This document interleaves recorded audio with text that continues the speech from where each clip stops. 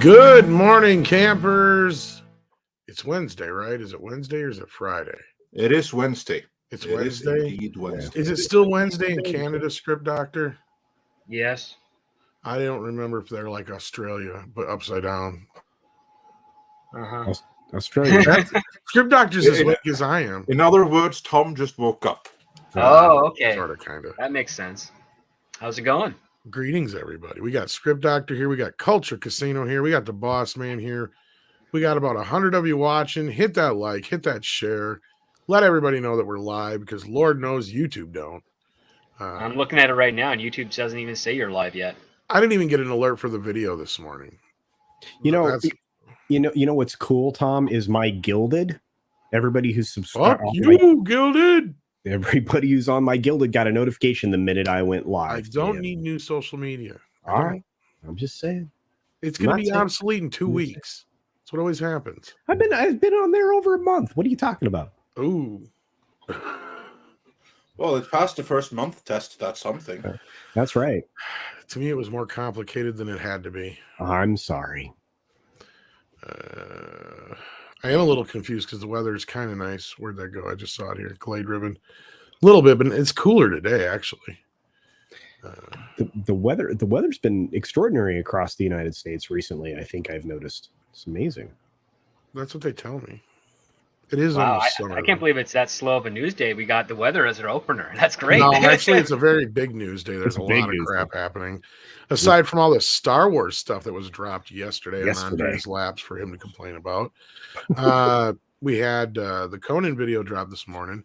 But right now, Zaslav's talking live. You can't see it without getting into through a password deal system, but it's what do you call it? His upfronts. Yeah. And he's talking about all the stuff that's coming out, and so we'll get into a little bit of that. We're getting into the She-Hulk business. Some of the Star Wars news is just mentioned. So yeah, there's plenty to discuss in the morning show today. So welcome everybody. I see more people filing in here. Please hit that like button. Let everybody know we're live. We got a super chat from Mr. Tickletrunk Andre right off the bat. We did indeed. And Mr. Tickletrunk says for $5 Canadian, She-Hulk was about being eye candy. A mousy lawyer wanted to be her sexy Hulk form all the time. It's hashtag current year, so prepare to be subverted. Jennifer Walters may be mousy in appearance, but she was never mousy in the comics. She went after people. Like, she nearly got killed. That's how she became the She-Hulk. So she only small in appearance, not in attitude. I actually never read it, but I know that you read it, and you know it exceedingly well. So I trust your expert opinion. I've read it for sure. It's far better written than it should be, considering the fact that it was only made to make sure that no one else could do a female Hulk outside of Marvel. So yeah, it's better than it should have been. I would say. Yeah, I know that there's like some preventive rights issues there. That was what inspired the character, although I never quite understood the details behind it. I just don't understand why I can't get a regular Hulk show. Well, Guillermo del Toro was actually developing that for several years, so obviously it never happened. Not only that, why can't regular Hulk just get some fucking love? Well, he got his arm back. Get his arm back, get Betty back. It looks like he got his arm back, I think was what Andre's saying, yeah. Well, yeah, but now he's in Professor Hulk mode. Yeah, but no, here's my thing. It's just like the Hulk has gotten no fucking love, and I get it. I mean, to a point. That first movie didn't do that great. But as I pointed out last night, it also was coming off of a situation where people thought that was a sequel to the Eric Bana Hulk, and people still don't realize that's part of the MCU. Yeah, there's still people that think that the 2003 movie is part of the MCU, and you know what? I can't blame them for thinking that. Because and vice versa. We're going to get into the She-Hulk trailer, so I'm going to say this right away. Why the hell does she have the exact same tone as the Bana Hulk from 2003? Because it's shitty 12-year-old looking CGI in this trailer. That's why I almost called it a commercial. It really is. I hope this is not the final CGI. They've got another 4 Probably months it is to work on it. But if it is, my God, it looks bad. I mean, if she's still, the design don't look too horrible, but when in movement, it is horrible. And I even swear they CGI'd the guy at the end. I was going through it last night meticulously. Yeah, probably. Yeah, well, not just him in his arm, but when he's talking, his mouth moves like Superman's does in Justice League. Like, I don't even know if that guy's really there. I think he's a CGI character. I swear to God. It was filmed during the pandemic, so yeah, it wasn't there. Well, there's something he says and his mouth like moves away from his face. It's really weird. But welcome, Valiant Renegade. How are you doing this morning? Good morning. Good morning. We're glad to have you here, especially during all this Disney news that's been dropping. We got the upfronts coming in from Zaslav. So, I wish I had more time to make some videos this week, but man, this is the end of the school year. It's always nuts. I didn't get home till probably 10 o'clock last night. My wife's music school had a big end of year choir concert, and I'm exhausted. So, but good to be here. And we're so glad to have you here. And Culture, just so you know, Six says newsflash. We do have a gilded server, by the way, which she does run. So there you go. So yeah, Six is incredible. Six is everywhere. Six rules. I mean, she keeps track of our member chats and everything. So she's like plugged into the internet with 6 arms. It's really weird. Just David says Heroin Hulk had humor. Ooh, I thought it had a totally different thought on Heroin Hulk there for a second. I was thinking like Hulk need fix. Yeah, no, this is more like the hero-esque. I got it. Heroin, yes. At first, I'm just sitting there thinking of Hulk looking for a. Honestly, I have to say that the female word for hero really should be hero-esque rather than heroine. Yeah, it makes more sense. I know what he meant here. It's not as addictive. I know, exactly. I'm just sitting here trying to picture Hulk as a smack fucking addict. Well, first finding a needle that'll penetrate his skin. Hulk will suck dick. See, the original heroine Hulk had humor, heart, and hope. Here we have Heridian. Am I saying that right? Heridian holding horrific hopes, having humdrum hijinks. Yes, Tom, it's an alliteration. Thank you for that. Hopefully I said it correctly. Yeah, there was some bits and pieces in that trailer that's kind of cringe. Callum Lyle says, Tom, I just DM you 2 gifts on your Twitter. The website is so boring. Anyway, you can put the Orko one on a t-shirt, and the other is a Retro Skeletor roast. All right, let's take a look here. All right. Let's see here. Did you I don't see a DM on Twitter. Did you tag me in something? Well, I'll try and look for that. Oh, here maybe it is in the message request. Maybe no. Yeah, there we go. Oh, okay, I got it. Cool. All right. Well, I'll check them out and see what we got here. We got. I believe this is Kevin Smith's head being ripped off by Orko for one. That's an interesting picture. Let's see here. I can bring that up. And then the other one is like a comic. And that one's a little small. But there you go, kids. You can see the art he's referring to right there. Not bad, my friend. Thank you. Thank you for that. I don't know if Kevin Smith would like that. There are a lot of things that Kevin Smith would not like. Indeed. And then the other one we have here is this comic. And he says, oh, I'm so scared. What you going to do? Shoot me with your rainbow? Start a pillow fight? Invite me to prom? And does it go left to right or up to down? I don't know. Thank you, my fans. Love my voice. And I see it is a form or signature, which is more than I can say for that outfit. Are you even a girl? Well, your voice is funny, but enough about politics. That's pretty good, man. Thank you for that. Appreciate that, Callum Lyle. Then we've got Matthew W. in the house who says, Midnight's Edge, this is a down payment on my $2 pledge. Okay. Well, no, actually, you paid it already. Yeah. So you've done more than Amber Heard. We here at Midnight's Edge do not see pledge and donation as synonymous, sir. And you have made your donation.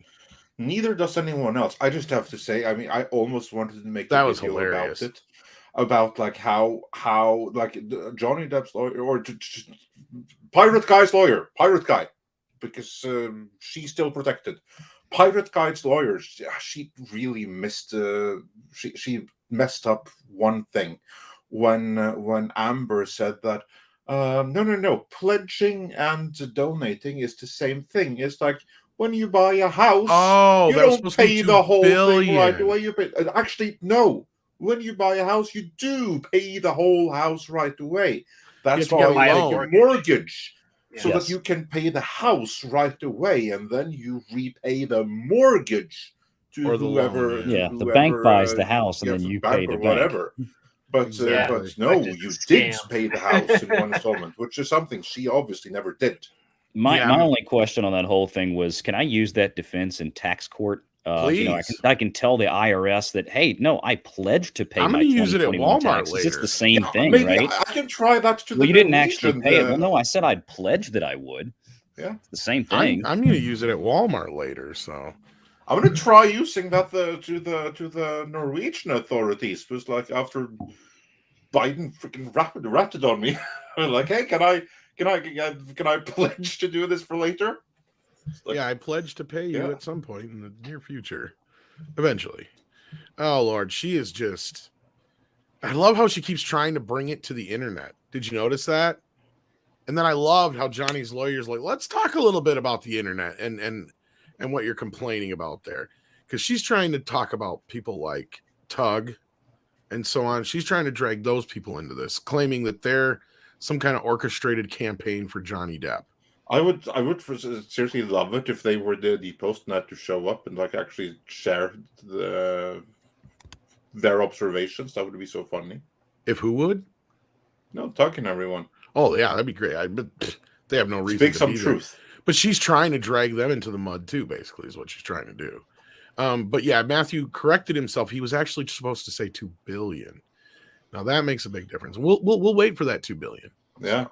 Well, in the meantime, we accept the $2 down payment, or actually 4, because you spent another 2 clarifying. So the part that I found hilarious wasn't even the pledge synonymous with donation part, right? The part that I found hilarious is his lawyer sitting there going, you got all the money from Johnny on this date, and you didn't know until 13 months later you were going to be sued by him. So this excuse that you didn't give them the money because you got sued by Johnny is bullshit, right? They could have hammered that in even more. I mean, I wish they had, because it's like, look, let's just move on to the next one. No, they could have made her squirm a little bit with that. Well, I think they got it on the for 13 months. I'm sorry. I think they got it on the record, and I think you're going to see a lot of this hammering is going to come in closing. And I wonder how much of that got struck from the record, because you got to go back and actually see, because there's a lot of time that she's not answering, yeah. And Johnny's lawyer will be like, objection, strike that last thing from the record, and that goes through I don't know how many times. It was unbelievable. They tried, because the redirect was so funny, because anytime they tried to redirect, she's like, objection, hearsay, objection, speculation. I mean, it was just like bam, bam, bam, and then like seriously, the attorney on redirect was like, you know what, F it, done. Oh yeah, Camille just gave up. It was so good. I feel bad for the poor stenographer who's trying to actually write that record. Oh, the stenographer going nuts trying to keep up with that. Yeah. I mean, that woman needs an extra race or something just for that day, because that was going to give anyone a nervous breakdown. I mean, you think Amber was stressed? No. The stressed one was one trying to keep track of what was to be and not to be on record. Was it this trial or the other deal they were talking where she had to slow the fuck down because she was going too fast for the stenographer? Can't remember. I heard something about that. I can't remember. But anyhow, let's get going here, and we'll wait on that payment. By the way, Matthew W. There you go. As are my paid fans and bot accounts on Twitter. Did you know that, Andre? Well, I know that according to Twitter, there's 5%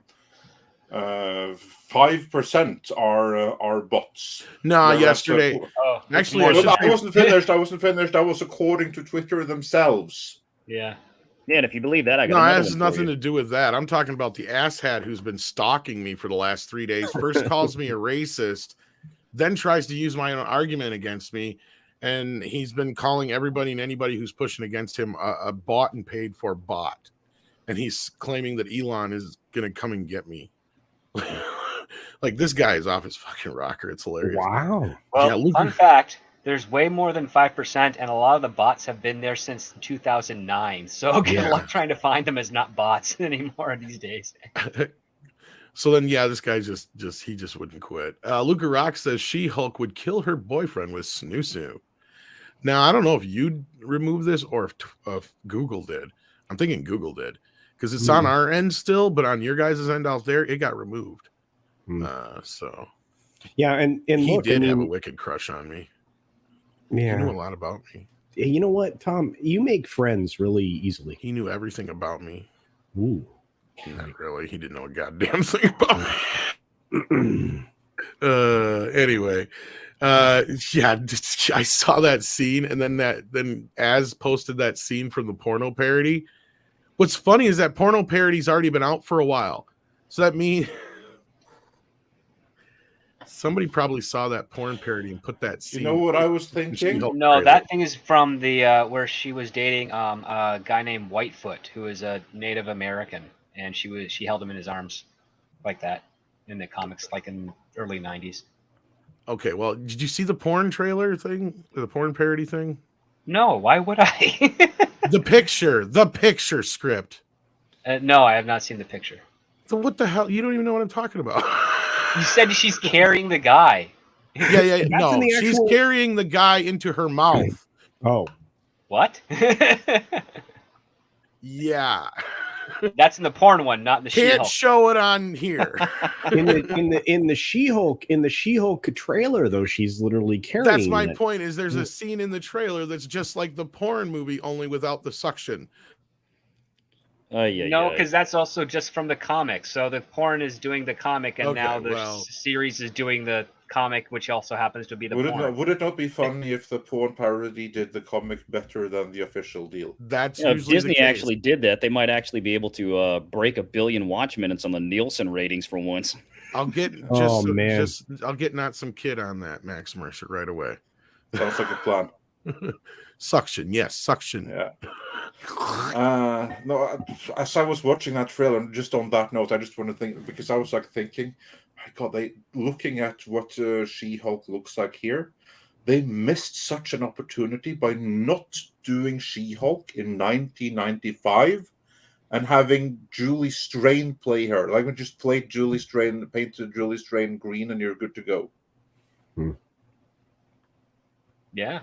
Yeah. There were lots of women that could act and also had a muscular figure in the 90s. It's remarkable. There's tons. You can see a bunch of them on Xena and Hercules back. I was just going to say, whether you go from Xena or the WWF. And I'm not even talking about Lucy Lawless. I'm talking about like the guest stars and the Amazons and all the other ones that were just in there for like maybe 2 or 3 episodes over the entire series. Just muscle down, feminine looking women. Yeah. American Gladiator television way back in the day. You know, I mean, we had some really cool stuff, you know. It makes me crazy, you know, that we saw better versions of you know, female, you know, bodybuilders, female, you know, superheroes than we're getting nowadays. That's and they just still annoying. look like women. Yeah, they do. Yeah, they do.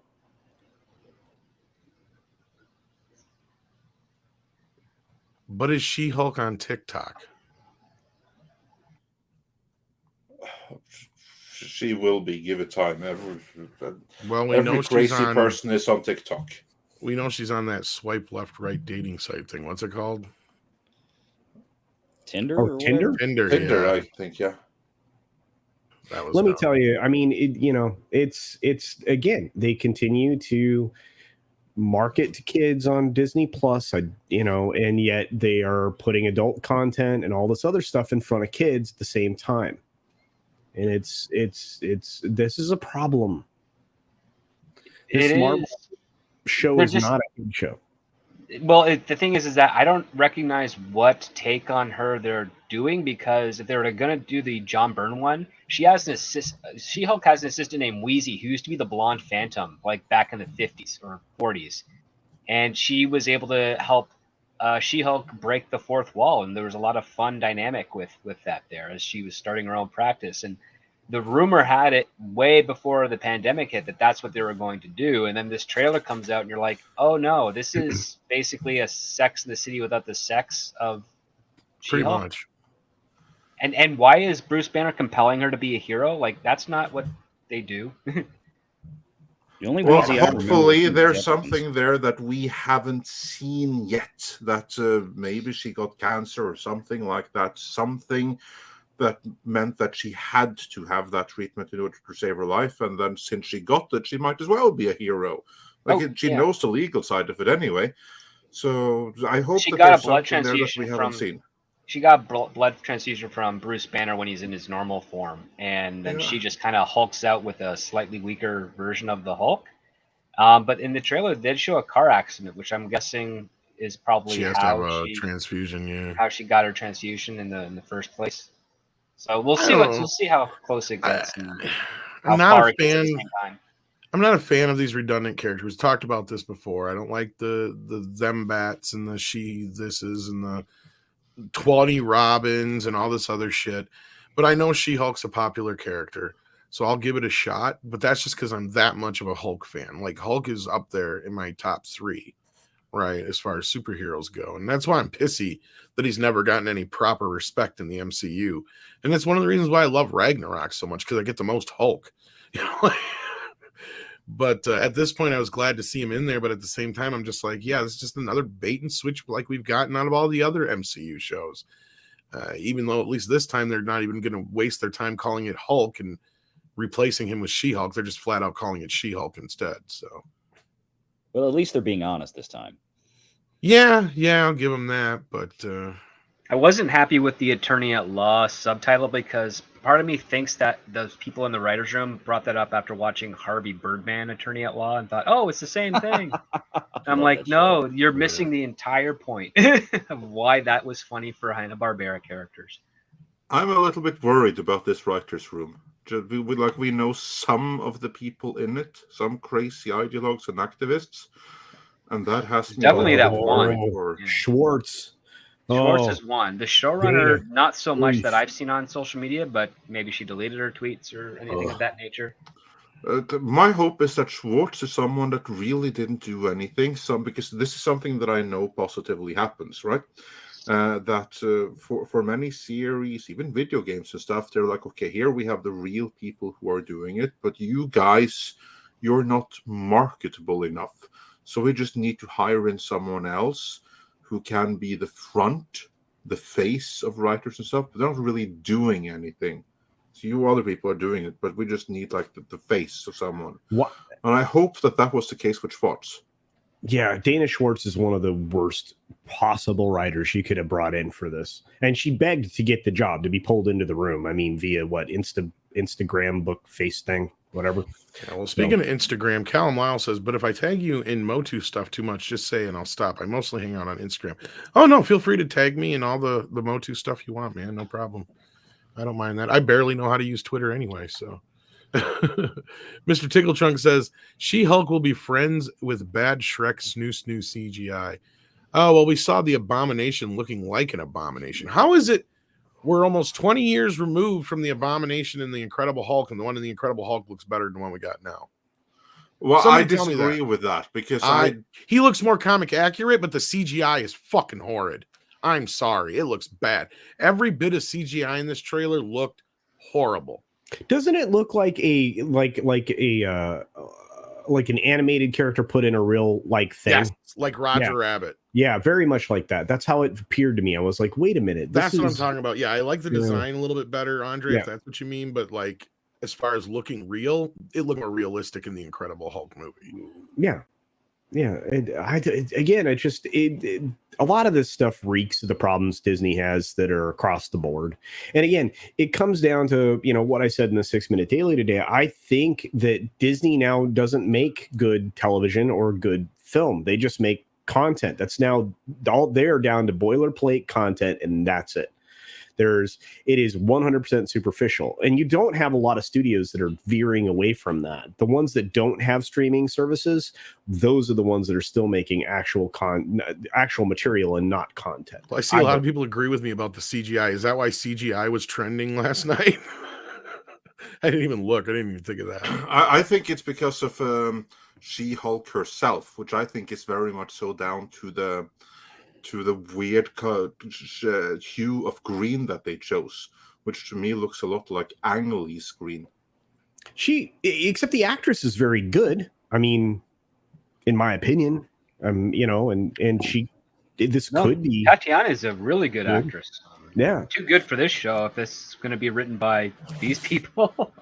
Yeah, I have to wonder that if by the time this show had completed principal photography and really made it deep into post-production and we got to the point of doing the CGI portions, if this wasn't when Disney started waking up that they had to do some cost cutting for these Disney Plus series, because the burn rate is the amount of money they're spending is just enormous, and they're all cutting back. You look at what Netflix is doing. Disney said they were going to pull back $1 billion, and I know, granted, that's only out of $33 billion. They were going to pull back to 32 in content spends over the next year. Now realize that's spread out over theatrical production, live sports, which they absolutely will not cut a penny from because that's the moneymaker, and Disney Plus. So I'm wondering if a large portion of that's not going to come from Disney Plus, because they have so much stuff they want to produce.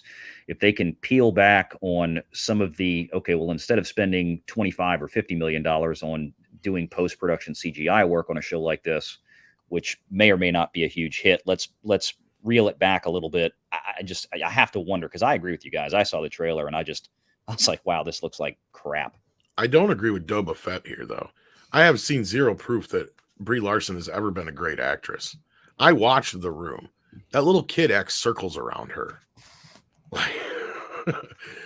I'm just saying. I mean, I don't know. I have yet to see the proof, things, but I don't know about great. Yeah, I was gonna say I have yet to see the proof. I mean, she was palatable in 21 Jump Street, but other than that, I don't know. That's a toughie. I haven't watched 21 Jump Street in a while either, though, so she might be annoying it. Because after I watched, when I saw Kong, that was before she was out there going, yeah, it's not me.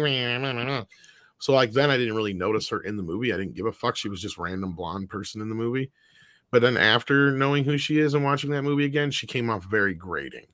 It's like, oh God, I forgot. Yeah, so basically, before you knew who she was all right. Like went and won with the background. Didn't really stand out in any way. And then after you were aware, then you picked up on things you didn't pick up on before. So in other words, she's one of those chicks that looks great when you're drunk and terrible when you're sober. You're pretty when I'm drunk. You're pretty when I'm drunk. And I'm pretty fucking drunk. Am I the only one who knows that Bloodhound Gang song? Probably. Probably. I don't remember. That's one of their earlier albums. You're pretty when I'm drunk. It's on the same album as She Ain't Got No Legs. The Lieutenant Dan theme song.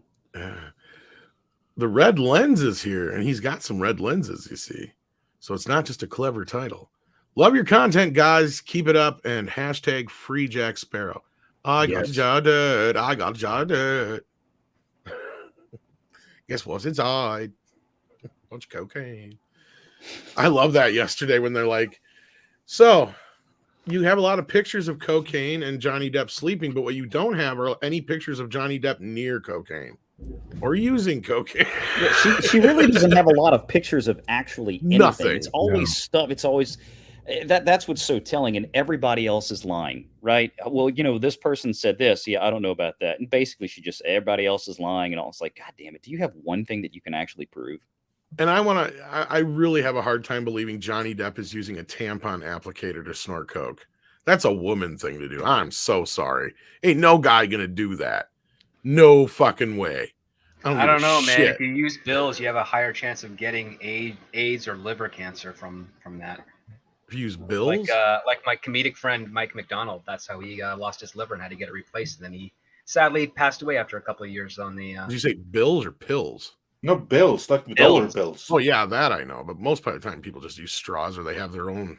Well, why? I'm just curious. What is with the bills? Is it the ink or something, or? It's because those bills change hands and are part of currency. People forget that they're not used for other things. Then do you realize that they're not exactly sterile? I was just going to say most dollar bills have made their way through many stripper G-strings. Let's say people don't think about how dirty money is. I have not handled much money in years because of that. I'm just, I'd rather not.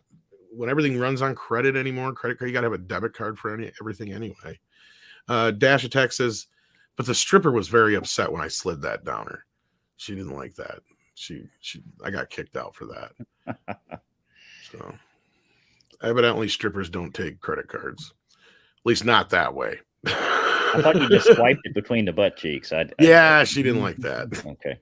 Or you got the chip now. You got to insert it. Oh, yeah. She was really upset about that. Like, oh, so it's the chip. Gotcha. I'll be here all week, folks. Dash Attack says, will she still tap John Jameson as his god werewolf form?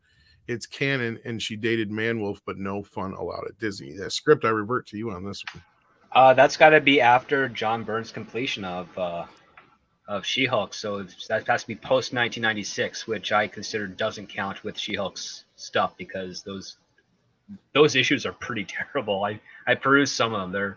They're not fun. My worry is that the people doing this thing here at Marvel right now, they never read the John Byrne run. They probably started in 1996. They probably thought even that is a little bit old. So just stick with whatever's come in the last 5 years. That's my worry. John Byrne only wrote 25 out of the 60 issues. So I mean, yes, sure, it's a bit difficult to read. Yeah, not only that, it's got his name to it because he started the title, but he's the least frequent writer on it. Like a couple other writers did all the other heavy lifting, but it's got his name to it, and it's actually pretty definitive, and it stems off of his trade of She-Hulk when she got captured by S.H.I.E.L.D. and then irradiated, I think, and couldn't transform back into Jennifer Walters without dying. So good stories back then. Yeah, good times back then. So there you go, Dash Attack. That's the best we can come up with. Chris Catman says, have you heard anything about Chapek? Will he be stepping down in 2024? Well, that's when his contract, well, actually 2023 is when his contract is up, isn't it? Yeah, this April. Yeah. That's coming April, yeah. Yeah, so we'll see what happens here soon, actually. Yeah, unless he is renewed or asked to leave before, he will be stepping down then in April of 2023. So we should know, certainly before then. But the plan is that he'll be stepping down. Well, no, the plan, of course, is that he will be renewed. That's his plan. But then he has to earn his renewal. I was going to say, the question is how likely is that looking? Well, I would tell you that, I mean, Disney, a 3-year tenure as a CEO of the Walt Disney Company would be a first. I mean, that would be highly unusual. Here's the thing. If the parks, really do well this summer, as they're expected to be, as the international travelers really start coming back in, those per capita expenditures for those international travelers is radically higher than, Florida residents or even domestic travelers from outside of Florida. You've got that. As long as Disney Plus can manage to continue to hit numbers, which we might not, we might see a bit of a plateau in this next quarter. Yes. But I think the quarter after, I mean, as soon as this robust content they've been working on now, since they've been able to restart production post-COVID, that should help. And again, a lot of this content is going to be in international markets. We're not going to see most of it. Right. These 300-400 projects that they're doing for Disney Plus are mostly outside of the US. So I think as soon as that happens, you're going to see, like I talked about before, this is what they've been waiting for, to raise the prices. We've got an advertising based tier coming in. That's going to dramatically help. I think everything is going to be moving in the right direction and really, inflating positively for Disney by the time his renewal is on deck. And I just, if all of that comes to pass, I don't see them not renewing him. I think they've managed to tamp down all of this political trash that they managed to jump into like a bunch of idiots in the last 2 months. I think, you notice all that's gotten very quiet. Nothing's been said. It's been extremely quiet in light of Roe versus Wade. You would think the activists would be screaming from the barricades over that. Yeah. And I mean, when the Financial and Business Trade magazine started talking about it, that was like, okay, look, that's like a papal bull. It means shut the hell up, move on, don't say anything. And if some people get upset about it, you have now learned the lesson that doesn't matter. It doesn't matter what people are complaining about, what you're not saying. It's when you open your mouth and affirm one way or the other where you're going to go with this. That's when the shit hits the fan. And I think they and a lot of other, especially Fortune 500s, have learned that lesson. Well, and some of that, the reason they're learning it as quickly as they are, and Valiant, correct me if I'm wrong, and Andre, of course, and anybody else who wishes to chime in, but money's getting much more expensive to borrow. Yes. And it's going to continue. By the way, guys, we're in a recession, not officially, but we will officially very soon be in a recession. You are always a quarter lagging when you find out that you're in one. We're overdue by about 1.5 years. So yeah, makes sense. Yeah, and so your money's going to get even more expensive and more expensive, and you cannot cater to baloney sausage stuff like ESG and all this other thing. You can't. You have to be able to show positive revenue. You have to be able to show a profit. You have to convince somebody to lend you money, and Disney can't afford to take another hit in their credit rating, which I still think they're going to take one more. So anyway. Yeah, you're not wrong. It'll be very interesting to see how it's going to play out because ESG rewards certain policies, but when those policies are detrimental to business and whatever programs there are to financially motivate for those changes, when that does not offset the losses they incur, then at some point business sense kicks in. Although, sound business practices can be subverted for quite a while there is a limit, especially for the biggest corporations. Yeah, that's exactly what I was about to say was, when you got easy money out there, you can get away with a lot of stuff. But once that starts tightening up, yeah, that's when you have to get back to reality. And I think we're going to see a bit of a swing. And as far as a quote unquote recession goes, yeah, I think, it's possible we might have something that's relatively short lived. I think, if we actually get to that point, it's going to be anything that's going to be terribly long. Because remember, technically, that takes 2 quarters of negative GDP growth to officially denote a recession. I can tell you exactly how long it's going to be, because the recession that we are in right now is one that has been caused by bad policies only. This recession we're in right now, even if we are overdue for one, wasn't supposed to happen. Yeah, I agree that we would have been due for one if all things had been normal. But things haven't been normal because the economy of the Western world was artificially shut down. It was shut down by mandate, and it wasn't just going to get back to exactly where it was. But since it was artificially shut down, there should have been a tremendous growth. Because of policies, deliberate policies, that growth that should have come was stopped. It was prevented from bouncing back the way it was supposed to because of frankly insane policies. And it was completely predictable. And that is what directly has led to this recession. And the way out of it is simply to go and change those policies again. You can get out of this situation in 1 quarter. I submit you can do it with the right policies. Of course, you're not going to get those policies from the current administration, but it can be done. Well, but I think that's why most people are projecting, a massive turnover in the midterms this fall, and that may not be able to change the policy, but it's certainly going to be able to put the brakes on any further damage from happening. Basically, you'll have just gridlock for 2 years, which, quite frankly, when it comes to Washington D.C., I'm all in favor of gridlock. I'm in favor of them not doing anything ever again. You know what? That's the irony, because if you had done literally absolutely nothing, you wouldn't be in a recession right now. No. If you had to let the market powers run relatively unchecked here, you'd be fine. It's actually intervening the policies made which have created all of this horrible thing. For those wondering, yes, I'm an economist too.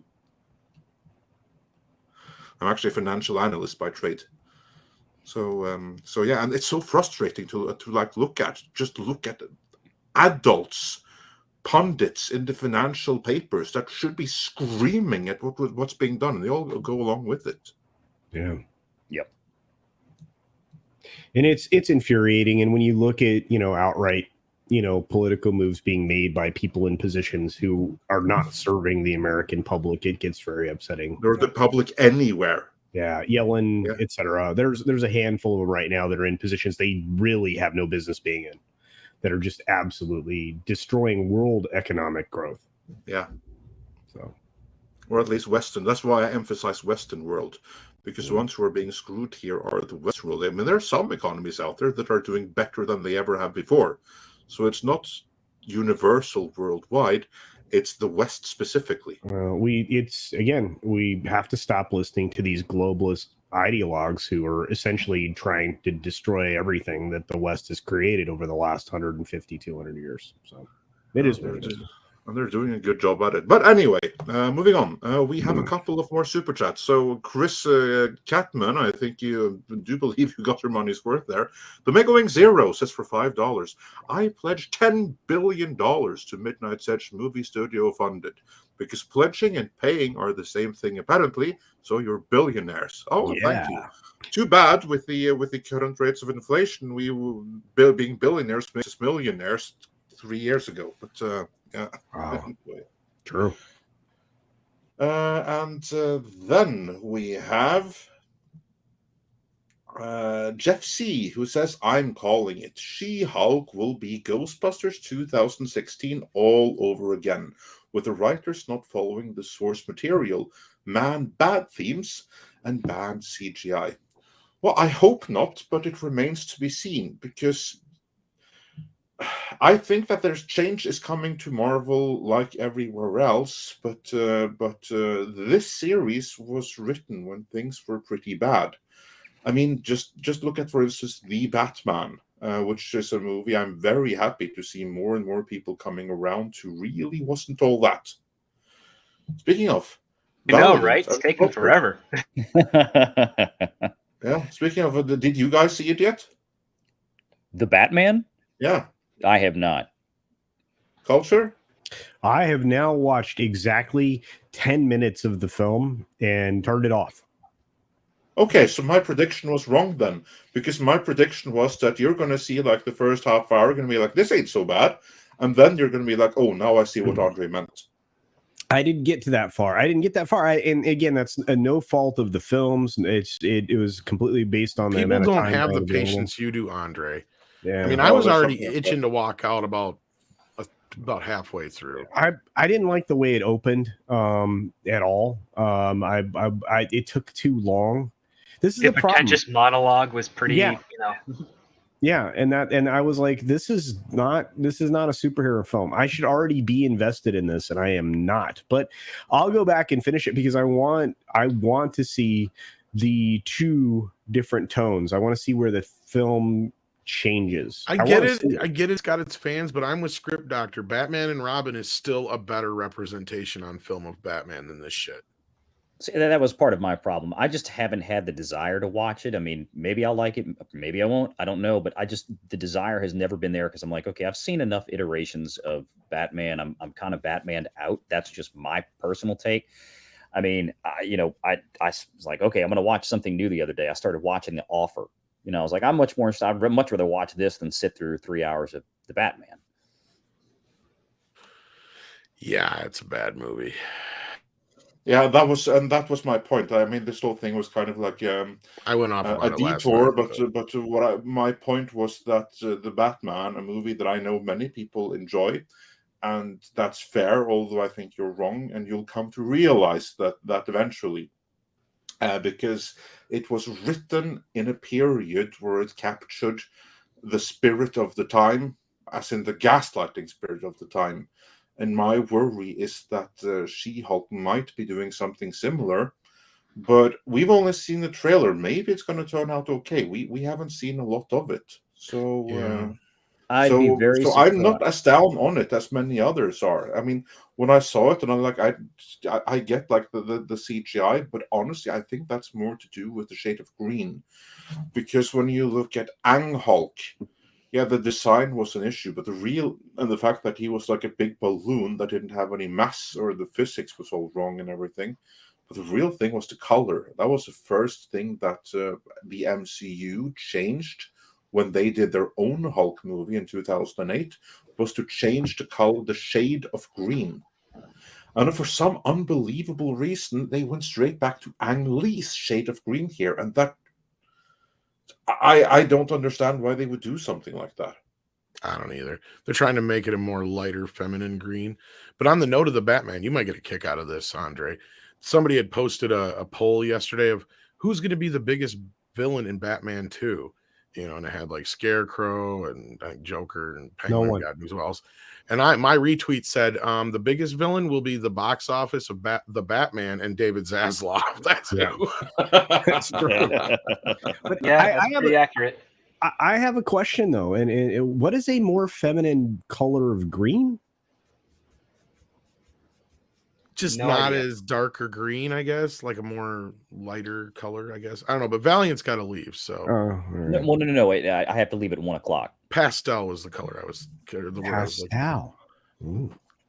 It is more of a pastel green than. Well, you would think it would be nowadays with the shocking blue hair color, or the shocking purple hair color, or the shocking pink hair color. You would think it would be a shocking, neon green. You would think. At one point, maybe she'll, shave one side of her head, and we'll get that haircut, once She-Hulk. Purple hair. Super green. At one point, she's going to get hit on by some jerk guy or a bunch of jerk guys, and she's going to turn into the Hulk and beat him up. I mean, you can see it coming a mile away. And they're going to justify that. No, and you're right, VR, because there was a line in here, and she was probably joking, but there was probably a better way to make it a joke where he's like, it gets triggered by anger and fear. And she's like, oh, you mean like women are all constantly living in a constant state of, or something like that, basically, was the joke. And it's like, yeah, so you're saying that all women are nothing but angry and fearful all the time, basically. Yeah, of men. You mean they aren't? I don't know, get that. Andy McDowell just did this whole bit, right? Or somebody did. I don't know. An actress just came out and said that there was a suspicious number of men on set. That's how a man would phrase it, right? Or there were too many men on set, and she was scared to be on set. Who was that? Was that Andy McDowell? That was Andy McDowell. Yeah, I lost whatever respect I ever had for her was gone in that moment. Yeah, she destroyed it. This is one of the actresses that I thought was fantastic in almost everything she's ever been in, and then all of a sudden I'm like, nah.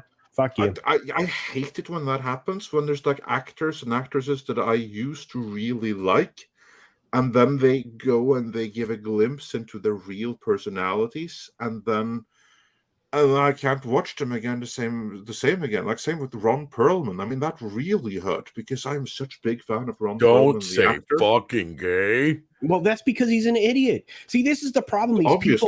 These people launch off into these things they know nothing about. They don't bother. Well, if it makes you feel any better, I think Andy McDowell was brought to tears by Bill Murray during Groundhog Day, if I remember right. So. Good. But look, it's read. Do you know what you're talking about? Have you read the bill? This is the thing you wanted to say about Perlman or anybody else that was going off on this thing. It's like, did you read it? You realize there's no language in it. Yeah, it's and it's like you are so ill-informed. And that's the problem. They spin so much misinformation. If you literally could shut them down when it came to that, you would cut misinformation by substantial portions. And I want them to demonstrate just how foolish they are and uninformed and ignorant and any other adjective you want to throw at it. But it's called being an actor. Exactly. But at the same time, they have to be exposed for it. And instead of that, the people who are exposing them are the ones being attacked and censored. And that's not a path to truth if that's what you're looking for at the end of the day. It's a real problem. Thank you for that, Jeff C. We appreciate it. And then we got Callum Lyle here who says, when it comes to geek culture, why do women ruin it? Cough KK. Because they can't seem to write or direct superheroes. It's just food and emotional validation. I'll take modern stuff. Yes. Women have always been a part of sci-fi and genre entertainment, and it's never been a problem, right? It's just in more recent years. Just look at the original Star Trek. And exactly. And also, it's not just women, because you have plenty male writers who are pretty goddamn awful and as enabling well. a lot of this shit. Yeah, so it's not like a gender issue. So it's not women that ruin it, it's activists that ruin it. And activists come in both male and female varieties, plus those that believe that there's something in between, and they're coming those too. So yeah, it's the mindset rather than the gender. You have some amazing female writers like that. Bring it DC Fontana, and I'll take her over 10 men any day. Yeah, I mean, we've had our fair share of bad female writers. I mean, we've complained about Paul Feig so many times. Yeah, I know, but we've had our fair share of bad writers. Period. I did. No. I think that's a big misconception that women have not been a part of the industry. Like, in fact, I pointed out there's probably been more prominent women in the industry years ago than there are now. Like, ones that are making waves, like positive waves. Yeah. Like, I mean, in the 90s, you had a lot of female directors and writers and stuff like that. And I mean, it's ridiculous. Same thing goes with diversity. Because like I watch movies all the time and I'm seeing all this diversity that I never paid attention to before, of course. But I'm watching it now and it's like, what are they bitching about? I don't get it. Like, there's always not them that made it happen. It's someone else. Bingo. Exactly. Yeah. See, that's the thing. Is like there's plenty of representation here. And in fact, I didn't even know about this, but until Paul Chato, who should be here Friday, was doing his more recent one of his more recent TV guide shows, that Tony Randall was on a show about a gay guy back in '81. Nobody talks about that. A stay-at-home dad, I think, was. But everybody talks about Ellen. No, well, she was the first woman. Yeah, but it doesn't fucking matter to me. I think there's a sporting character that frequented all the family every once in a while that fell into that group too. So quit acting like you're inventing the fucking wheel. Like I said before, you may think you're Christopher Columbus, but guess what? Leif Erikson already got there before you. You're not discovering anything new, kids. No.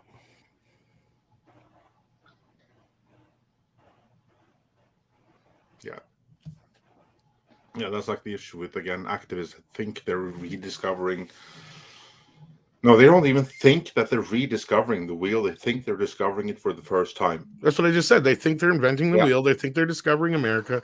But no, it's been done already, kids. We've been through this. Yeah, and that's because they have to recreate problems that were already solved. That's and in fact, we had a great conversation about this Sunday on Culture's show.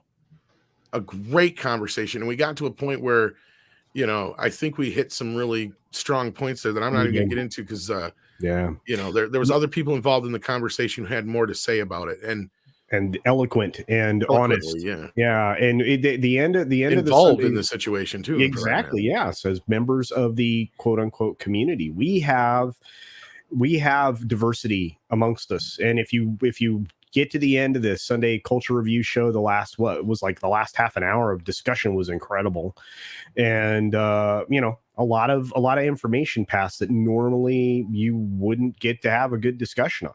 And again, we are blessed with a fellowship of human beings that they span the breadth of all of these different areas, and you know, kind of poke holes in the idea that, you know, we're all, you know, one particular way, all cis het, whatever garbage slur you want to throw at us, you know. So it was a very good conversation. Thank you for bringing that up, Tom.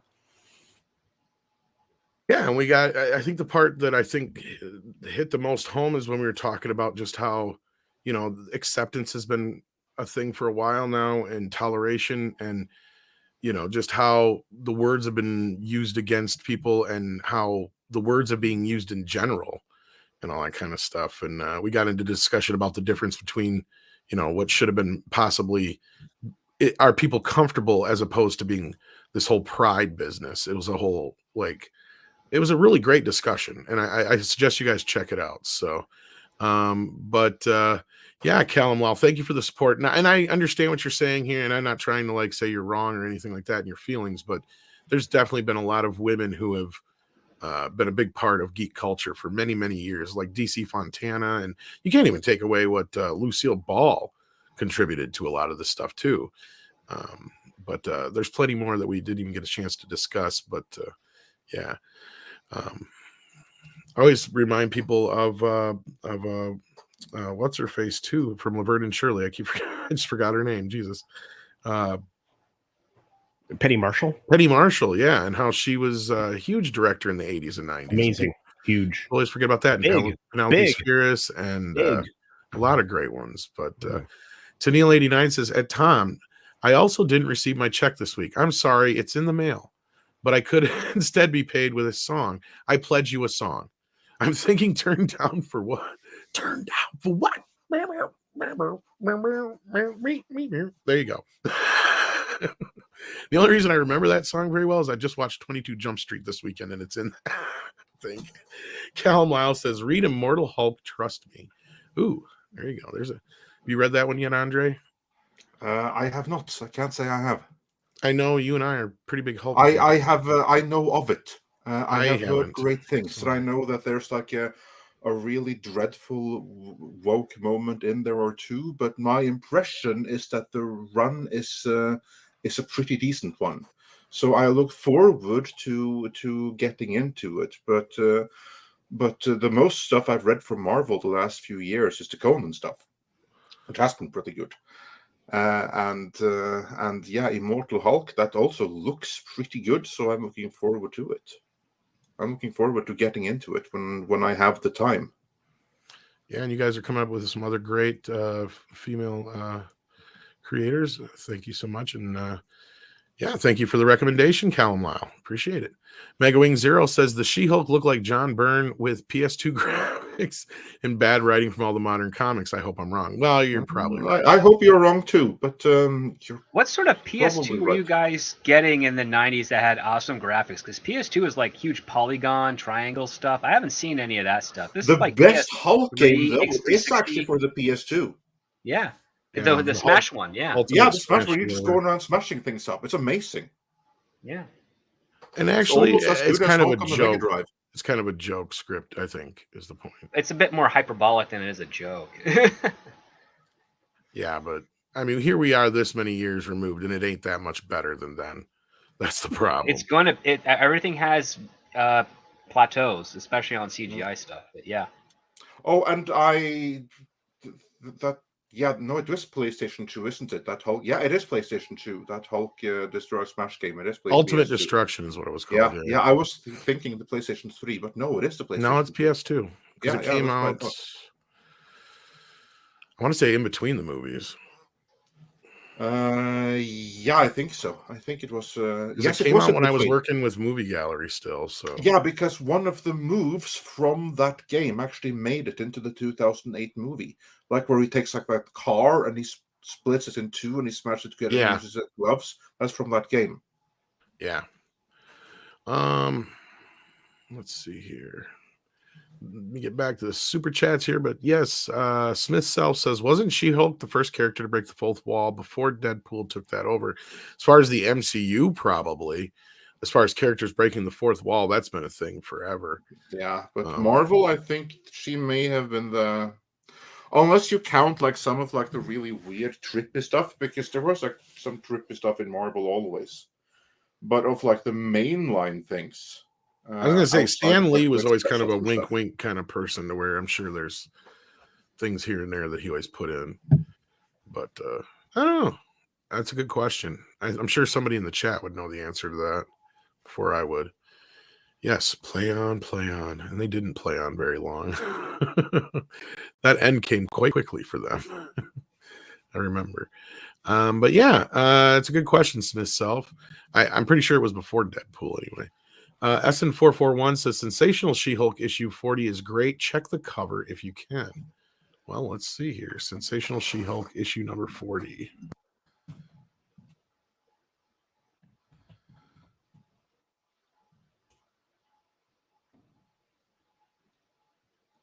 Don't everybody talk at once while I'm looking for it. Please. Everybody absolutely quiet as can be. Sensational She-Hulk issue 40. I got it. You got the cover? I do, yes. Here we go. This is what the days that I miss Mike, because Mike would have been all over this shit. Yeah. Oh, yeah. That's I mean, that cover was even in Norway. I remember that cover. Yeah, you couldn't get away with that now. That's a sad thing. You probably couldn't. No, you definitely couldn't. Yeah, no way. Well, thank you for that, Essen. Appreciate that. Thank you for that blast from the past. Yeah. And then Mecha J says, isn't it because Universal owns the rights to Hulk that it's why we haven't gotten a movie for him since 2008? Well, here's the thing. There's nothing preventing them from making a movie. The only thing that they can't do is put Hulk in the title. And Universal, I believe, could probably option one, but I don't think they ever wanted to spend the money, since Marvel was the one who's going to benefit the most. And also, I think that has reverted by now. For the longest of time, they couldn't do it, but I do believe, I have heard rumors. Of course, this is not something that's been officially announced or anything, because they never announced that, okay, now this contract is up and that doesn't happen. But I believe the same time the Namor thing, isn't that the case? Yes, I have heard rumors that the claim that Universal had in the Hulk movie has lapsed and is expired. So that is why they couldn't do a standalone Hulk movie up until a couple of years ago, which is why the Hulk got his arc in several. Rephrase that, Andre, because they could have. They just would have had to work with Universal, and if they had Hulk in the title, that's true. They could have, but they couldn't have done it without Universal. Yeah, exactly. As long as it didn't have Hulk in the title, that was the only catch. Yeah, yeah. But now I believe they can even do that. Now they can do a movie that has Hulk in the title. But I believe say it was sometime around the same time as Ragnarok after that, because the reason Ragnarok was what it was instead of just a Planet Hulk movie was because if they made Planet Hulk, then Universal would have had to have been involved because of the title. So that's why they just kind of merged the stories into that. But now I think Andre's correct. But you also have a problem where I don't think Marvel looks at Hulk as a character who can stand on his own, which is sad because they just don't get it, right? Incredible Hulk was probably the best movie we're ever going to get of the Hulk, sadly. And that's just too bad, because there is a good Hulk movie to be made. And I do like part of the Eric Bana Hulk movie. It goes completely off the fucking rails in the second half, but that first half is decent. After that, it goes down the rail. But to me, it's like the Hulk is a very simple, easy character to make, right? It's basically Jekyll and Hyde mixed with superheroes. Not too difficult. Do with that. It's not that hard to do. Just as long as he's not fighting a fart cloud at the end that's his dad. That's all I care about, right? You know, at least the end of The Incredible Hulk was watchable. It was a decent film, but I hate sitting here thinking that's the best we're ever going to get. Yeah, I would hate to think so too, but probably it is. No, you're right. That's what I'm saying. We're never, probably not in the next 20 years, probably. Not until they completely revamp the Marvel universe are we ever going to get a fucking straight up Hulk movie again. Yeah, a little bit of Frankenstein in there too. So enjoy the 2008 movie, because it's going to be as good as it gets, probably. Pretty much. And I do enjoy that movie. I do too, but to me, it's like they can do better yet. Like, we can still do better than this. We can get a definitive Hulk film. It's just never going to happen. Yeah. And also John Penn, he says in the chat here that the best that he can see is that January 1st of 2020 was when the rights reverted. And yeah, that sounds about right. Yeah. Sounds about right. I think that's about the same time we heard about Namor too. Yeah. Yeah. Because Namor was supposed to be in, believe it or not, was supposed to be in Doctor Strange. Did you guys know that? Yes. Yeah, but he was also like his Atlantis was supposed to be on like some background map in Iron Man or something. Yeah. Or Iron Man 3 or something like that. Something like that, yeah. Well, don't they also mention him in one of those things where they're flipping through a bunch of the things about possible other heroes? Wasn't there something they mentioned? I don't recall, maybe. In the same time, they mentioned a couple of other characters in there in the earlier on one. I'd have to go back and look at that scene. Mega J says, isn't it because Universal owns the rights to the Hulk? It's why we haven't gotten a movie for him since 2008. Not anymore. Did we get this one, or is this another one right after we just that? answered. I thought so. I couldn't remember if it was a follow-up to the other one or not. But thank you for that, Micah J. Mike and Air says Schwartz tweeted about her involvement ended once her scripts were turned in and had no say as to how much of what she wrote or Marvel. Yeah, that's my hope, because that means that she's only someone that's there to basically look pretty for the cameras. She's there to do some writing work, but how much of that actually ends up being used doesn't really matter. She's there so that they can sell it as legitimate, using her name and her stature among a certain crowd to get kind of like her stamp of approval, meaning that her friends on Twitter will speak fondly of the production. That's why she's there, I think. So we're not really getting a Dana Schwartz production. We're getting a Dana Schwartz has given her stamp of approval to this production, therefore you should too. That is what I think is really going on here. And hopefully that means the real writers, which she clearly was not, did something better here. Something that we maybe can't tell from the trailer, but that's going to turn out pretty decent in the end. That is my hope. It'd be weird though, because like even I'm in situations where if I write something really great, but I'm not going to get credit for it, I'm going to take that back and I'm going to hand in the crappy stuff that someone else is taking credit for. Like, I would never want to write something too awesome that I couldn't put my name behind and have someone else take the credit.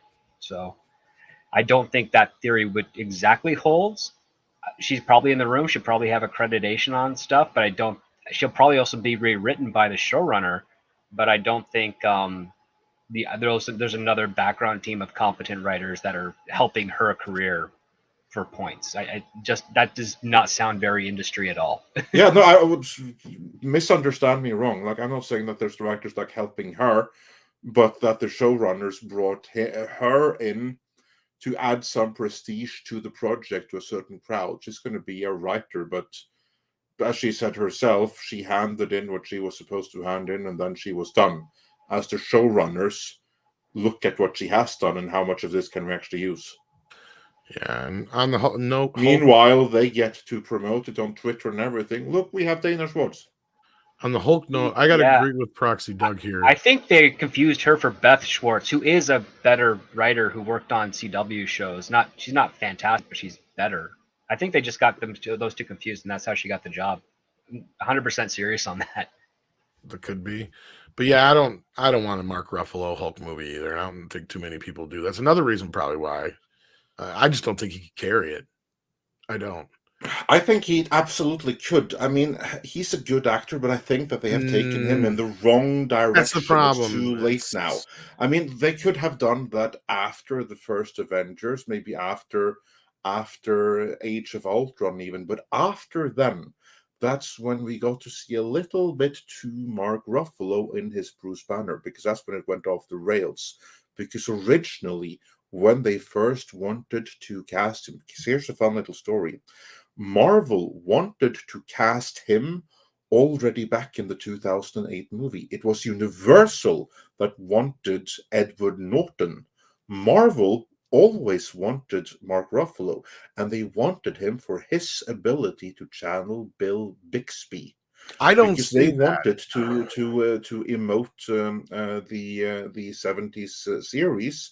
I see it the opposite way, but okay.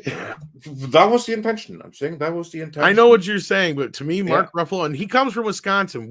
I fucking disown his ass. I don't think he's that great of a fucking actor. Never really have.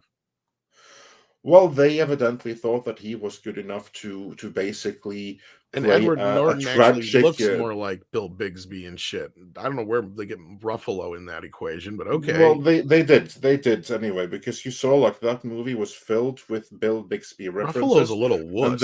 Well, not filled, but there were some of them, and they were written for Ruffalo. And then Norton was the one that happened to act them out at Universal's insistence. But anyway, when they did get him, then at some point they deviated from the plan of having it be this tragic Bill Bixby-like character, and instead it became like the funny, confused, more jovial, happy-go-lucky character that we're getting. And once that happened, there was no need for any more Hulk movies, because you have the wrong character. You've already compromised Bruce Banner. There's no movie there. Yeah, and Popcorn Planet's in the house. Hey, how you doing, Andy? Says, dudes, I had to leave the Johnny Depp coverage to land to complain that CGI Hulk is bad. Sonic bad. What the fuck? Miss you guys, XOXO. You've been killing it with your Amber Heard coverage. You have to come on one these days. We've been talking here and there about it, but when it's all said and done and wrapped up, we'll probably have to have a major kind of just breakdown of the whole thing. Yeah. We'd love to have you come on, Mr. Rage. Like, congrats on your success. You've been killing it. Maybe we can get Nick. STR Red Wolf says, at least this She-Hulk wasn't colored gangrene. Like the Hitchhiker's Guide to the Galaxy, someone else's problem field generator would be invented ASAP. Like, to me, Andre, I have to say, with going off of STR Red Wolf's super chat here, the color was the least of my problems with the trailer. Actually, to me, the color was a big thing, and the rest I'm willing to suspend my verdict on until I see more. To me, it was the color, it was the hue that was a big thing, because much of like the bad CGI complaints, really, there are complaints about that particular hue of green. That's what they really boil down to, because it doesn't look natural. There's no, and this is what they found out after the Ang Lee movie, that people rejected that Hulk very much so because of the hue. So that's one of the first things that they changed. They even said so in all the commentaries, everything like that it was the wrong hue.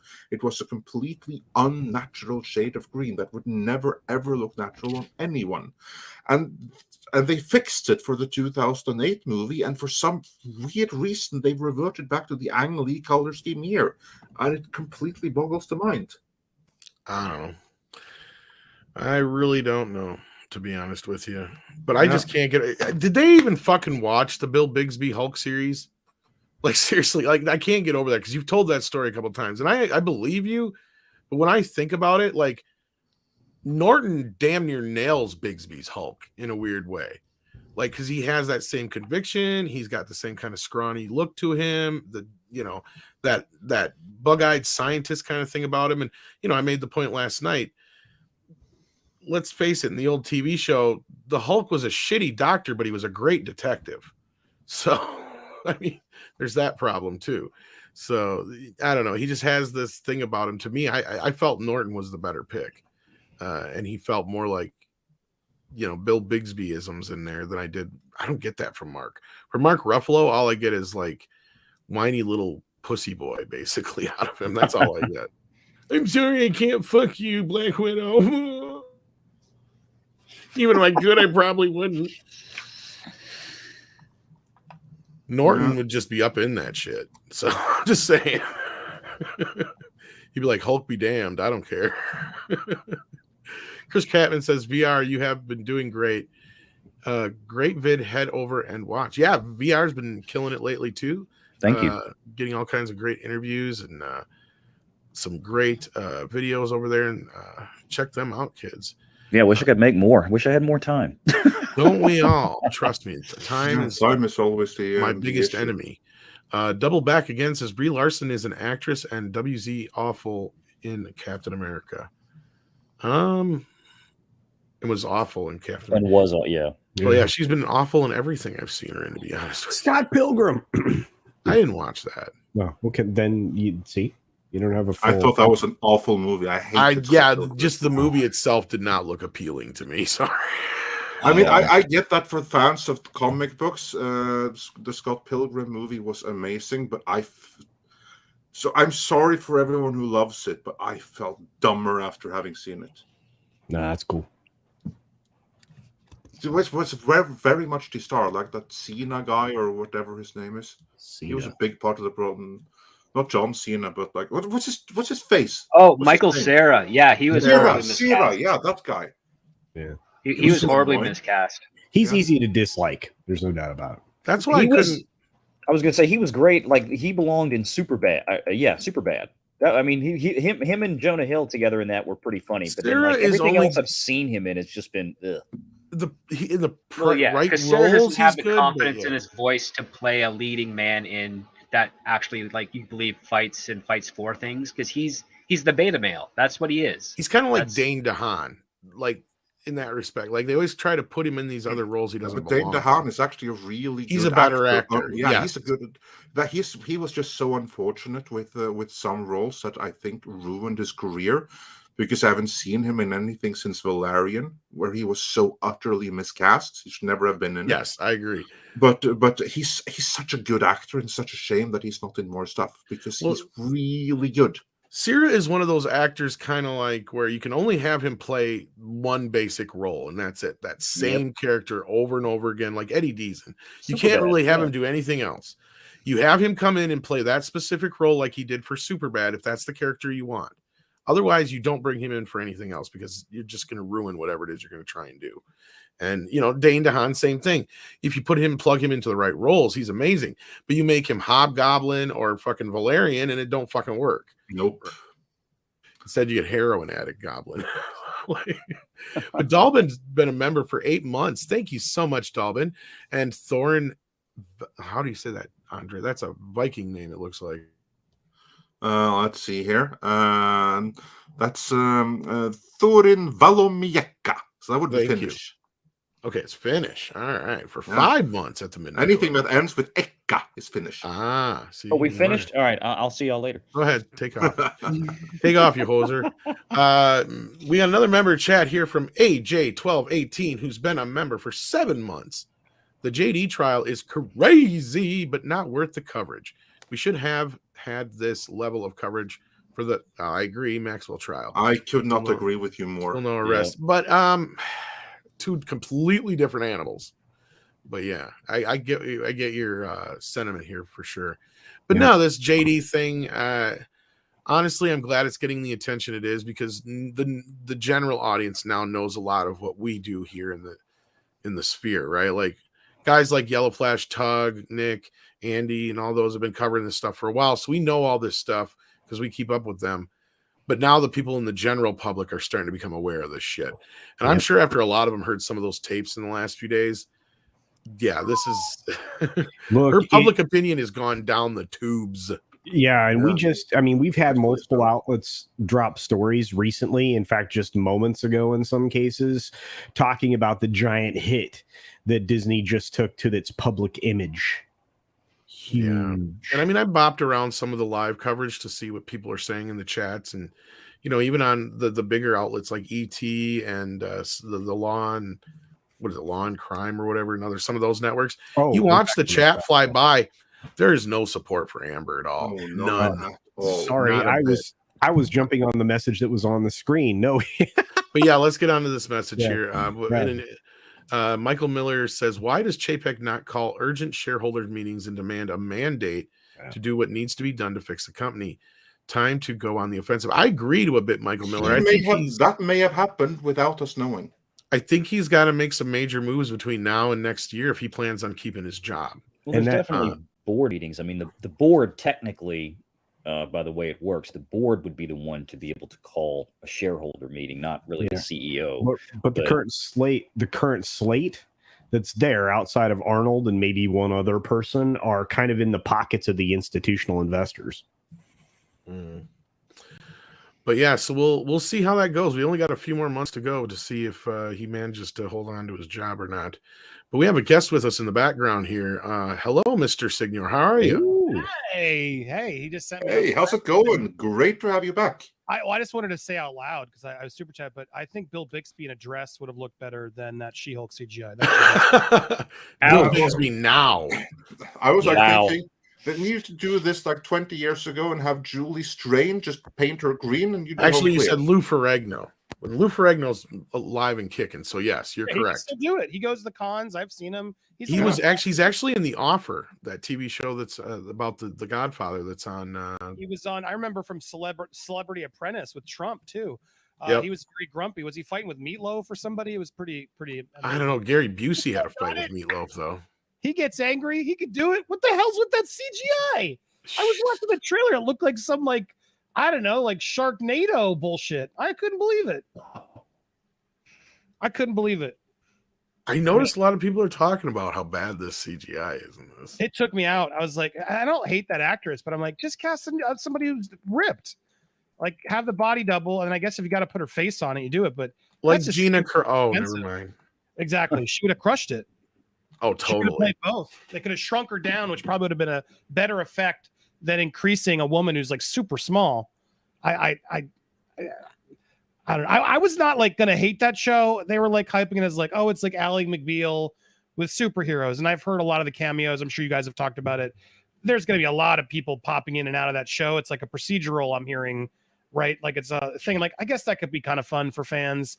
But yeah, the tone, the CGI. When I watched, I was like, I'm worried. I mean, I guess I've been worried. MCU is turning to shit, in my opinion. But anyway, that was we've only gotten one real success out of Phase 4. Let's face it. At this point, what to you?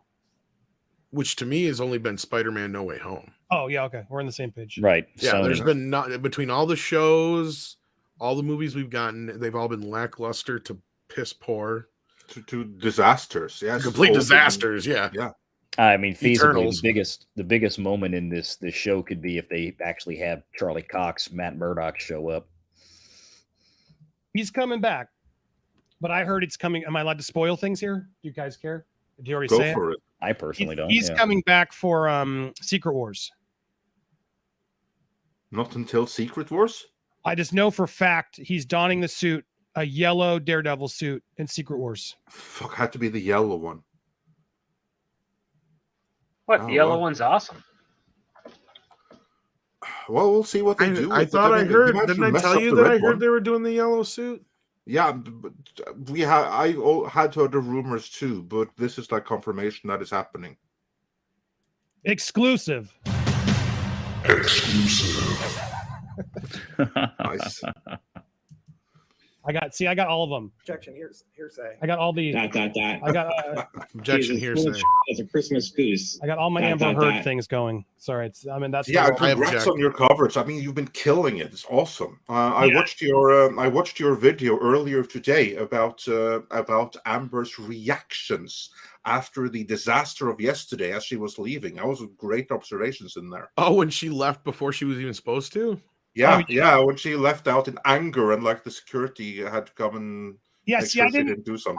I'm watching it like a hawk, and we do a post show afterwards after trial days. So if you don't want to watch the trial, you can at least watch ours at the evening after you're done here, and we sort of recap it for you. And I just sort of missed it, but watching again Elaine's redirect, it was just like Amber has the worst lawyers. I know you guys don't want to talk about Johnny Depp. I'm bored. Oh, actually, we have no problem with that, but we just have other stuff we got to get. No, we have no problem. But it was just funny because hates us, but she totally lost it. And in the context, I was like, oh shit, she really did. So I redid that last night and posted, and it's like I think it's 1 million views. I don't know what the algorithm is finally paying attention to me. And you guys, I just got to thank you guys because you were one of a few channels that actually supported me and didn't like call me a rapist and all the other shit. And so it's been amazing to have sort of a turn of people to finally lift back up and be told, yeah, you are good at what you do, instead of just trying to kick you down. And in fact, I've had so many new fans. We've literally had like 200,000 subscribers in 30 days. It's been, I'm just still like, what? And so we're about to go to 500,000, I think, by the weekend, which is blowing my mind. It's amazing. It's well earned. Like, you deserve it. I'm so happy. I have all these for you. fans who are like, I don't know what your story was. And I'm like, you know what? Fuck that girl. I'm going to tell that story again. And actually people are going to listen this time because they've been really pushing me to like sort of put it back out there. And I have a new perspective on things as sort of what happened and why I relate so much to this Johnny thing, because of course we're all trying to, do our jobs and ride algorithms, but I really believe in this one. And I have for years, right? I know you guys do too. Like Amber Heard is a psychopath. And what she's done to this man is just, it's disgusting. And we have a lot of DV survivors that call in and support the channel that are just calling in tears, telling me their stories. And I'm like, wow, I believe you. I don't believe Amber. That's what I was saying just before you come in here, was that I think that a lot of the general public is starting to see a lot of this stuff, right? Like, I don't know if you heard that, but like, we've heard all the tapes. I mean, there's a couple things I hadn't heard before in this trial so far, but we've heard most of the tapes. We've seen most of the pictures. We've heard all the stories and the backgrounds through you guys. And like I said, other people that have covered this for a while, but this is the first time a lot of the general public is getting any of this stuff. And most of what they've known so far is basically what was in that op-ed, right? And what TMZ has reported on and stuff like that. And now we're getting to a situation where I think a lot more people are waking up to this idea that, yeah, this is kind of why, there was a thing before the Me Too movement where you took these things seriously, but then there was an investigation, right? And before things went on to the point where people were basically tried in the public eye of media, we actually had a process to this because, a lot of powerful people normally would be targets. And Johnny Depp is one of those people that he was one of the biggest actors in the world when she got with him. And all the signs point to just over dramatic gold digger at this point. Now I've gotten to the point beyond that to this bitch is crazy. I mean, like, yep. To lie about the thing she's lying about, suddenly now a wine bottle. Well, we watched her perjure herself 3 times on the stand yesterday. I mean, she's that angry and desperate. Or if not nasty the day before it was, she'll use the R word and just create that out of nowhere. And she didn't go to the hospital or file any police work or anything afterwards. Yeah. She went on a James Corden show. It's like this bitch is a psycho. You are spot on. Well, and she was meticulous as she could be about this. And that's the thing, is this is the best she could pull off. But I mean, I can't believe there's not somebody at some point who's like, this bitch just completely slipped up and told me this was her plan. I mean, that's the thing, because that's how bad this shit looks. I mean, we know some of her friends are probably aware of what she's up to, but that's what's happening right now. And again, I don't want to make everyone bored. I don't want to, I'm sure, talk movies, but right now all her friends are coming up today. Her sister's coming up later in a little bit, I think. And it's just sad because she's making all these people lie for her, like perjure themselves. And you're just like, why? For this woman? It's sickening. But it's like a cult, Hollywood cult. Go ahead. Yeah. I have a question about that. Because we get to talk to each other. We get the feedback. Everyone watching gets the feedback. We get all of the commentary of everyone who's able to to bring the observations that you do, that Mr. H brings, that of course Nix brings. Yep. All of these stuff from experienced people that can say that right there, that body language indicates this is lies. This is not how that actually looks. This is clearly lying. We have all of this additional third-party feedback, which I think is tremendous in helping public opinion, because everyone watching, they will see that something is off here, and then you get third-party opinion confirming to you, yeah, your gut feeling is correct. Well, you don't even need all that. One moment. But the jury, they don't get that. The jury only see what's happening. Do you think that they see the same thing? Will they see through this? Yeah, I'm actually working. We have a few people who have been in there. I'm debating if I'm going to go. I've been so intense. Like, I feel like I have to go at least once to see what's happening. But I have some people who've reported. And what I've heard is that, yes, if you've watched any of it, guys, Amber stares at them for every fucking answer. It's like to psychotic levels. Like if you watch 10 minutes of it and the lawyer's like, ask her a question, and she'll listen to the question, and then she turns her face to the jury. It's so off-putting and psychotic. That's because she's been overly prepped by her lawyers. That's why. And I think Johnny's lawyer could tell that the last couple of days. Yeah, sorry. She's unnerved, but she's done it so much that I'm hearing the jurors have now moved their chairs, so they're looking at Johnny's team more, and so they don't have to make that weird forced eye contact with her. Well, and so, yeah, there's a lot of telling. I heard the judge also is really irritated with all the entire Amber team. While I think she's been very fair and patient. Like I'm hearing from people who've been in the courtroom because they all reach out to me. A lot of them don't want to spill, but they're like, "Oh no, you don't see her all the time," and we do because when we're there sitting, we watch the jury, watch the judge, we're watching the reactions, and it's very clear that they're all losing patience or falling asleep during all of Amber's stuff. When the cross happened, I was told 2 jurors who were sleeping the day before suddenly were taking notes. So that's a good sign. Well, and that was kind of what I was going to say before, is similar to what I'm going to say now. And that is like, you don't even really need all that extra stuff. Like you just need to see her. The fact that she's trying to force cry. She can't even produce a fucking tear. No. Not even with a bump of coke. Her stories never match up. She's been, I can't believe that Johnny's lawyers didn't go harder at her, but hey, I mean, it is what it is. I mean, I know they got to play a certain kind of game here with that, but I mean, she is her own worst enemy at this point. And then I hear the jury. There's 10 of them, I think, and right now there are 3 women. Or no, it's 3 women and 7 of them. I think is that. There's more men than women. There are more men than women. More men than women, and it's a lot of. They're mostly Asian. Is the other thing that surprised me. It's one like African American woman, and the rest are white, and then I think there's like 4 Asian males on the panel. Which is I don't know what that means, but I'm just saying it was interesting. In Virginia, I guess it's like heavy that, and then more male. So male Asian is the demographic, which I was just curious. And yeah, they're not buying it. They're very bored of her, and they're annoyed by the eye contact.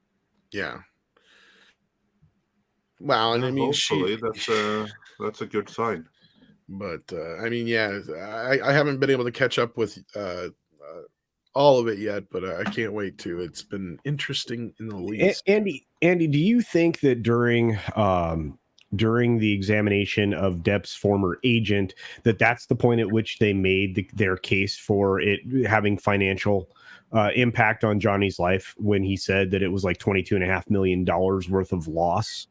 Yeah, I mean, that was where that as people know, like the rest of it sort of doesn't matter. It's all about that article. Yeah, and that article about defamation, which a lot of people don't really process. And yeah, I feel like that Mr. Hollywood who came in and was a witness was pretty incredible. Oh yeah, I think they did set up the tone as to why. What was his first name? It's something Marks.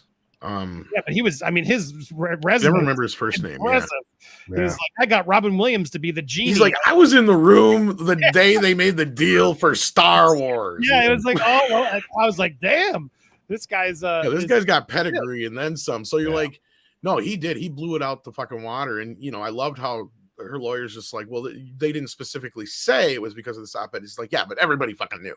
Like, and then like, Amber, what else was it for? Yesterday, yeah, Amber's countersuing for twice as much, isn't it? $100 million. It's like, bitch, what? When did you ever make that much money ever? And then the other amazing thing was her revealing that they have cut her from Aquaman. I'm sure you guys have discussed that. I kind of actually broke that on Mead the other night and didn't realize it until she said it on the stand yesterday. Yeah. Now, they've been replaced.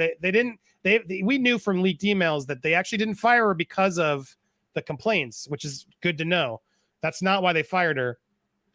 They fired her because they don't like her.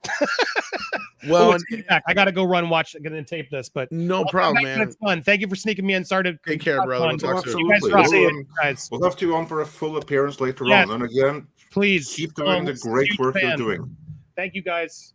Take care, Andy. Keep watching. Bye. Yeah, because I love how she kind of confirmed what I had said, Andre, going against what Grace Randolph had said about her only being in the movie 10 minutes. She said what I heard, that they cut her down to 10 minutes. Yeah. And if that's the case, and like I said to Yellow Flash this morning on Twitter, if they cut her down to 10 minutes, that's just one small step away from either A, cutting her out altogether, or just recasting her at this point. There's still plenty of fucking time to do that. I even heard some rumors that those. Me too, because I've been hearing constantly that Ezra, not going to happen. There's just too much to fix that. But Amber, on the other hand, that's their first priority right now anyway, because and she's the more toxic of the two. Exactly. Like, what is their targeted release date as of right now for Aquaman 2? Next year. Next Oh, year. it is next year. Oh yeah, they Yeah. got plenty. They got time. Because they flip-flopped I mean, look what they just did with Doctor Strange Aquaman at and Thanksgiving. Shazam, and then they moved Flash out to next summer. Yeah, and Culture has to leave, but I just want to say thank you for joining us today. Well, It's a pleasure as always. Yeah, thanks for having me. It's a great pleasure to see Too bad we Andy didn't get to here the Star for a Wars couple stuff minutes. yet. Yeah, I know, but that's okay. I'll be listening. You guys, I had a great time. VR script, great to see you both. Haven't seen you in a minute. And everybody out there, thanks for being here. You guys are incredible. We appreciate all your support. I'll be around different places today, but I have actual stuff I got to take care of. So everybody have a wonderful day. We'll see you soon. Love y'all. Take care, Culture. Take care. Take care. And I know Script and I both have to go in about 15 minutes, but I know y'all wanted to get to some Star Wars stuff, so I'm going to try to hang around for that before I have to roll. On that note, Waddle D's Nuts says apparently Disney Plus will have ads, but will not show alcohol or political advertisements. You think this is any change in Disney? Hail midnight. Actually, kind of, yeah, because you can bet that otherwise they would have had at least one side of political advertisements, don't you think? It's one thing for a corporate structure to go out and do that. It's another thing for them to actually sell ads to like actual campaign ads. I kind of doubt they would have gone that far. And the alcohol thing, I mean, that's kind of been an old. I mean, look, they still don't serve alcohol in the Magic Kingdom except in Belle's Castle. That doesn't surprise me too terribly much. But look, they're going to have plenty of other advertisers out there that are going to be just piling in to be able to put some of that stuff. I mean, think of it, like I said, most of the stuff they're showing, most of the stuff that's getting gobbled up, like we've seen in Nielsen, like think of Encanto, 1.5 billion watch minutes a week for a frickin' month. You're going to get a lot of children's type advertising for toys and games and this and that. I mean, that's what's going to wind up on there quite a bit. And then they know that half their audience is adults without children, so they're going to have a totally different slate of advertising for that. But yeah, I think anything that's going to be, political alcohol, no, I doubt we'll see that. I mean, that's the thing is I would expect this any other time anyway. But now I get what Andre's saying, though, that, the fact that they're specifically saying political advertisements along with it. I mean, it does kind of send a message a bit through the company. And maybe not as strong a message as we'd hope, but I see what Andre's saying there with this. And yeah, I mean, I wouldn't expect them to anyway, like you said. Yeah. But and again, I think politics, I'm thinking of like hardcore campaign advertisements, because especially, and I think they're bringing that up, and it signals that, like I said, I think we're going to see the ad-based tier announced at the next earnings meeting in August, and it will be launched right as we start, like October 1st, basically the opening of the new fiscal 2023 year for Disney, which would be October 1st this year. I think that's when we'll see that launch. And of course, we will be neck deep in midterm election season. So that's why they're putting it out there now. It's like, no, we're not, we know we're coming into a heavy election year. We don't want the campaign ads. And I don't blame them. Yeah. Well, on that note, though, we did get a buttload of Star Wars news. So let's break that down real quick here, since we still got you two gentlemen with us for a short period. We went through this meticulously last night on Mead, but we did not have anybody else who's here on the panel with us last night. So I kind of want to know, did you guys get a chance to read the Vanity Fair article? Did you get a chance to get into any of that stuff? I figured you did, Andre. Yeah. Valiant script, all the talk of Star Wars, what was in that and what's to come. And of course, there was a million other articles written off that one, but I was just curious if you guys had kept up at all with all the news that was going on with Star Wars yesterday. I'll let our esteemed guests go first because they have more limited time. Script? That was the implication, yes. Yeah. No, I have not read it. Okay. More time for Valiant. Yeah, I haven't read the whole thing, but I read a good bit of it. I mean, it's just, I don't know if there's anything in there that terribly surprises me. I mean, it kind of just goes to flush out, I think, a lot of the tone that we've heard before. This whole act of denial is to why Solo failed. I mean, throwing it out there that Alden, I can't ever say his name. I apologize. Alden Ehrenreich. Yes, that. To say that, okay, well, because it was because we cast him. Nobody wanted to see anybody else but Harrison Ford in there, just completely ignoring the fact that it was very, very clear from out there in social media, publicly available. I mean, that movie was punished at the box office largely due to fan backlash over Last Jedi and what they did to Skywalker. I mean, that just, I mean, to deny that, you know, and this is what kind of pisses me off. And this is why they're never going to be able to get through this and fix things unless they kind of go through the routine healing process. First, apologize. Hey, just admit you screwed up.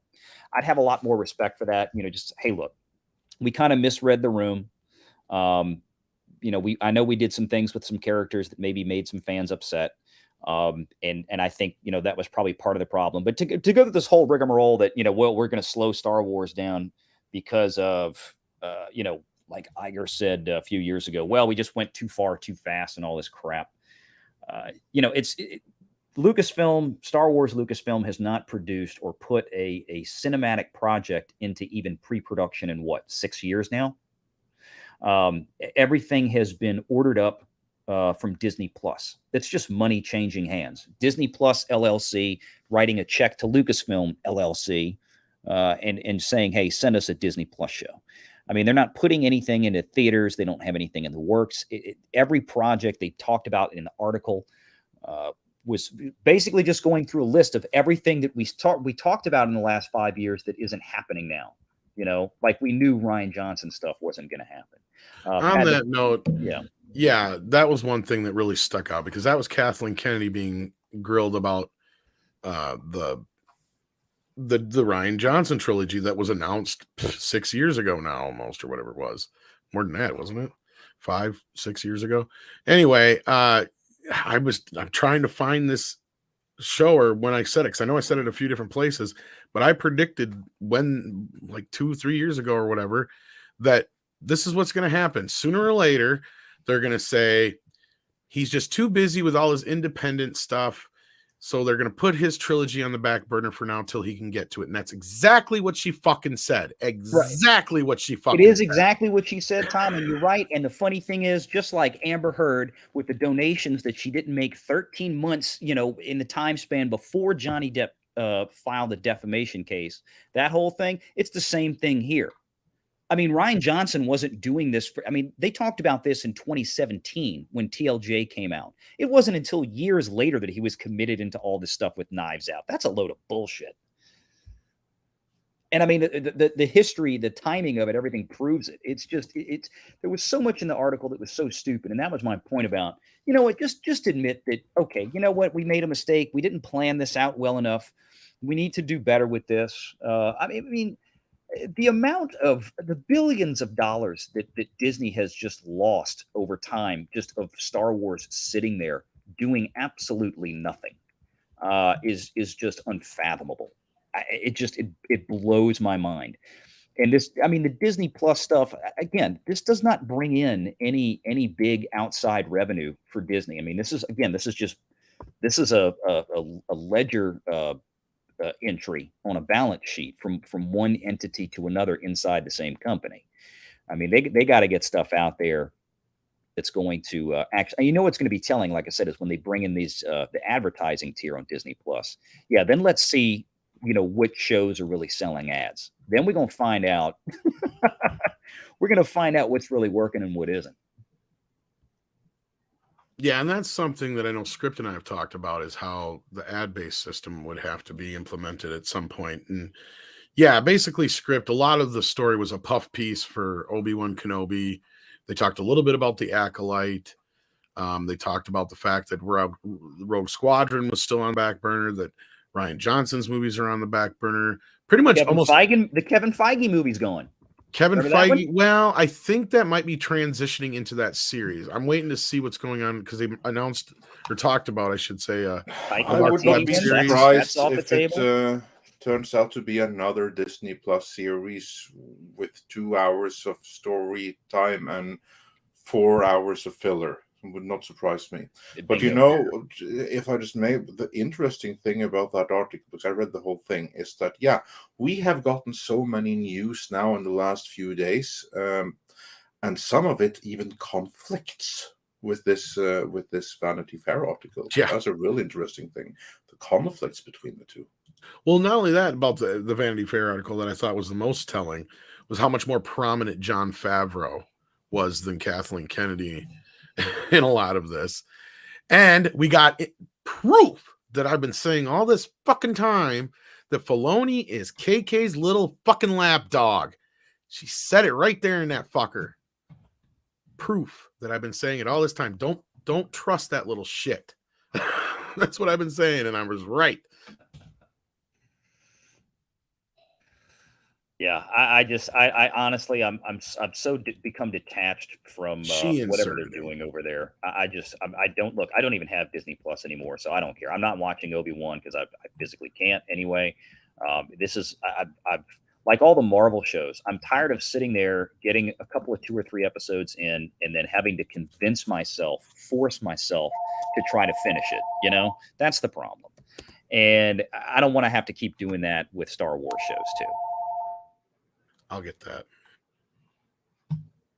But yeah, script. I know we're going to lose you here too. So I don't know. I know you really haven't read the articles, but just going off of what we've said here, what is your kind of takeaway from all the slowdown of Star Wars and all that business? We knew this 5 years ago. Like pretty much. None of this is really new news. Yeah. No. Yep. Like, it's not news. It's actually literally just an article that says, hey, remember us? We're still around, even though, you know, we said we were going to make a Star Wars movie every other year. Clearly, that's not happening. And here's why. Because I guess the rest of the town is kind of realizing, hey, it's been a while since we had a Star Wars movie. What the heck gives? I thought Disney was going to do these all the time. And, yeah, so it's basically them just coming up with excuses to not be able to meet the target goals that happened under the previous Iger regime. I think excuses are the key words. You know what this article reads to me? This article to me reads like Kathleen Kennedy trying to rewrite history and place herself in a better light. Oh, absolutely. Oh, yeah. My favorite line is when she admits that Solo was a bad idea and you shouldn't recast these characters, and then I laughed at her in Ewan McGregor. Yeah, it's funny. Like no one could have foreseen that. It's amazing how no one saw that coming. No one did. None of us did. There's that aspect of it, but at the same time, yes, you can recast these characters as long as you do it right. Yeah. And you don't give them a shit fucking story like Solo. Well, like I said, the fact that they could not admit that they broke it with Last Jedi. They will never admit that. I don't expect them to. Oh, did you see the shade she threw at JJ in there? No, I did not see that part. Oh, that was gloriously funny because she says see, I hesitate to use the term trilogy, which was another kind of like, yeah, we're not. Oh yeah, she said, well, we're not going to be in the business of making trilogies. Because she goes, the directors need to understand that when they undertake these things, these are 3-4 year projects. They can't just get into them and leave. Yeah, I don't quite think that's exactly how it worked there, Kathy. No, that's exactly what JJ did. Yeah, well, no. But my point is that, I mean, they could have. They contracted him for one movie? I mean, I don't think. Well, here's the way it went down. They could have struck a deal. Here's the thing, though. They were talking about how they actually presented the question to her in a way that basically said that The Last Jedi fucked this whole thing up. And then her response to it basically was throwing JJ under the bus. Because yes, JJ had the option to do all 3 movies. He decided not to. And he confirmed this. He said that he talked to his family. They did not want him wrapped up into that for that many years. And he decided not to do the entire trilogy. So basically, I think, and a lot of other people on the panel last night agree that was her throwing shade at the fact that the movies fell apart, in her opinion, because JJ didn't stick around for all 3. And that things went off the rails because of that. That's kind of what I got from that line. Which is patently ridiculous because we also know for a fact that she basically told Rian Johnson, come on in and do whatever you want. I mean, it's her fucking fault. They had, we know that Abrams definitely had a roadmap planned out, and it was Kathy's decision to just jettison the damn thing and let Rian Johnson go, subvert our expectations with his dog turd. Well, and that's the problem right there is, yes, inherently you could have continued this and it would have been And I made the argument last night, like if JJ would have just finished this thing off, it probably wouldn't have been as bad as it was. Would have been great? No. But would it have been as bad as it was? No, not really. It probably at least been somewhat coherent as a trilogy, because she also confirmed basically what we're saying. And that was that, like I said, The Last Jedi and The Rise of Skywalker were the world's most expensive Twitter war between directors.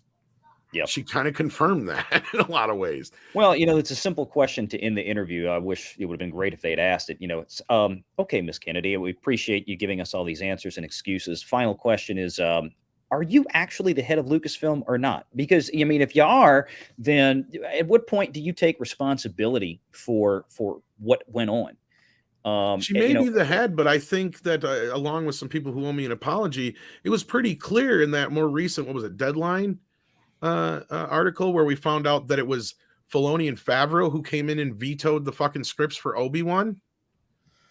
I think figurehead is the term we're looking for. And that's my point. Yeah, we know that. My point, that's why I would have asked her directly. You have an article like that. I'm like, well, who's really running the shop? I mean, if you're going to blame, and I know they never would have. It's clearly Favreau.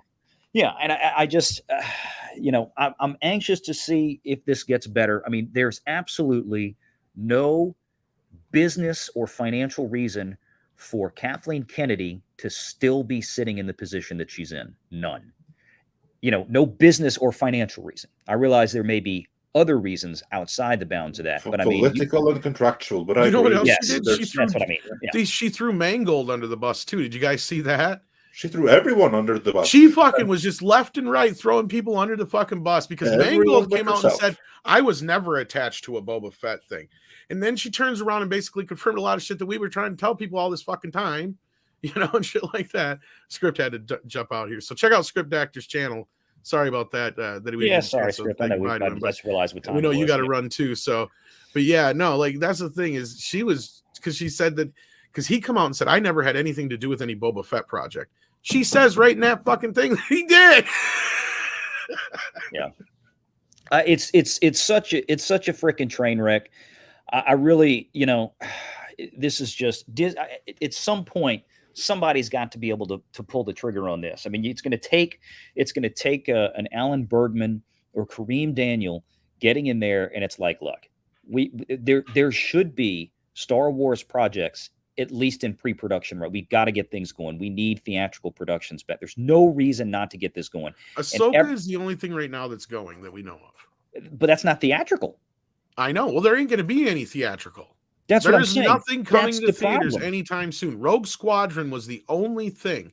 And that thing is in development hell. And the way that she talked about it, I think everybody's right. That fucker is not happening. No, it's not. It's like everything else that she's talked about is not. Now, Hedlund did talk about the Acolyte, but I don't know how far along with that. I don't think that's going to happen because how long has that been in development? There are things that have been in development for shorter. I'll give them the excuse that there was COVID in between all that, but they actually managed to pull together Book of Boba Fett, so there is no excuse. That's exactly we all know right. Book of Boba Fett was pulled together at the last fucking second and shot all during COVID, and now I'm pretty much convinced was to be the layover and holdover while they had to deal with the absence of Gina Carano in season 3. Because otherwise, why the fuck do you get rid of the baby just to bring him back in between seasons? It makes no fucking sense whatsoever story-wise. So to me, that right there was all the evidence I needed to tell me that this was something that was put together just to fucking pacify people and get things from point A to B for Mandalorian season 3 because they were fucked. Pretty much. Yeah. But actually, there are a couple of movies that may happen. That's all the movies of the Marvel guys. The project that is produced by Kevin Feige. Again, we don't know, but according to and this is where I said there was conflict, because Michael Waldron, he is the one we have learned is writing the Kevin Feige project. Yeah. He's been talking about that. And that he's talking about it means that at the very least it's being written. It doesn't mean it's going to happen, but it is in some stage of development and some stage that Kathleen Kennedy evidently wasn't aware of because she doesn't mention it. Then we also have this other project from Taika Waititi. That is also at some level in development, and Kathleen Kennedy didn't mention that either. Yeah, there wasn't a whole lot of them things mentioned in this article. That's the other thing that I found kind of funny. I mean, we ran through quite a bit of it. We didn't even break down the entire thing because it's such a long, drawn out. It's coming in our next video.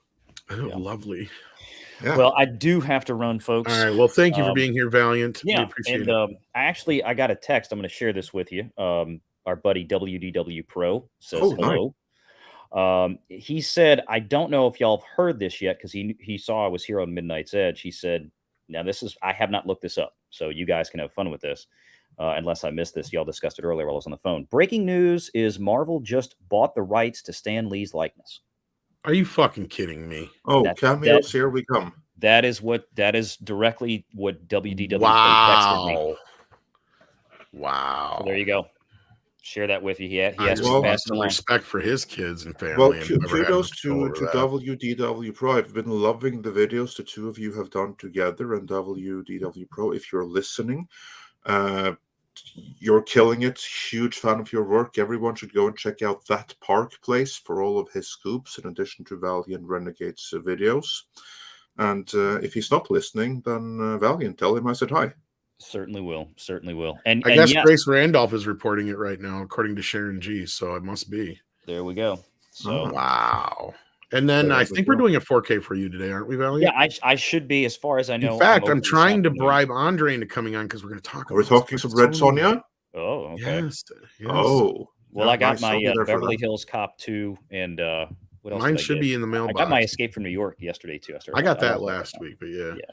But yeah, we also had a couple other announcements too that are kind of big. So yeah, it's going to be a pretty excellent show today, and that will be now on Midnight's Edge After Dark, kids. So for those who may have been wondering, where is the show? Well, yeah, we moved it over there because there's just too many things going on during the week on the main channel. So we moved it over to Midnight's Edge After Dark. So be sure to subscribe over there to catch up with 4K for you. That should be this afternoon at 5 o'clock Central Time. So see you there, Valiant, and thank you for being here today. Yep, good to see you guys. I'll see y'all later today. Yeah, and you can check out his interviews and everything with WDW Pro and stuff over on his channel. So do check that out. Indeed. All right, good to see everybody. I got to bail. Take care. All right, take care. And so, yes, that answers that question. And let's get into these super chats, Andre. And well, actually, we didn't really get your reaction to this. I'll save it for I have a whole video. All right, well, that's a good way to plug it, I guess. There you go. So stay tuned for Andre's reaction. And if you want to hear what me and some of the other people like Six and I think 32 Flavors of Nick Weiser and Clobby Times was joining me last night, and we broke it all down, and Mikey was there, and Mikey blew a gasket over She-Hulk. It was hilarious. So do check out that show if you haven't seen it yet. That's where we really get into that article ourselves. Woke Hogan says Marvel simps are so broken they're defending bad CGI. Are they really? The comment in Yellow Flash's video roasting the trailer are beyond cringe. Oh boy, I have to go check that out. Oh, I can imagine. Funny. And speaking of Marvel, if you guys haven't seen our Conan video from this morning, I do suggest checking it out after the show. Yes, it's all about the Conan Marvel breakup. Yeah, because the algorithm right now isn't really promoting our videos, so we really need you guys help to get the word out there. And the best way to do that is actually click on them, watch them till the end, and check out the channel. Share them everywhere. Might not always be notified of when video drops. And the Conan thing, I have to say, I'm very excited for what they're going to do with the self-publishing at Heroic Adventures. So I was right about something else last week, huh? Specifically what? The Conan stuff. My little question. Your objection and your sustained. Well, of course, I knew. I know, but I was right. Yeah. And I know even more as well. And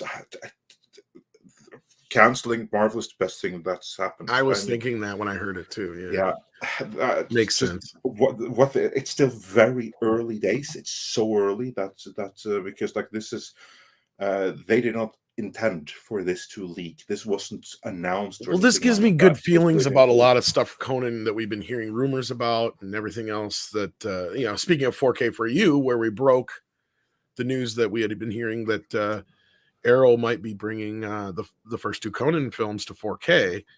I think all this stuff is happening for a reason. I think it's all building up, and I think they're doing it on purpose. And I hope I'm right about that. I know you can't say, but I think I hope you are. It's the Red Sonja thing. That may be a coincidence, but I think that's a everything else, coincidence. Yes. yeah, but for instance, with the comics, like with again, can't say any names because it's too early days. Because this wasn't meant to be released now. This was a genuine leak.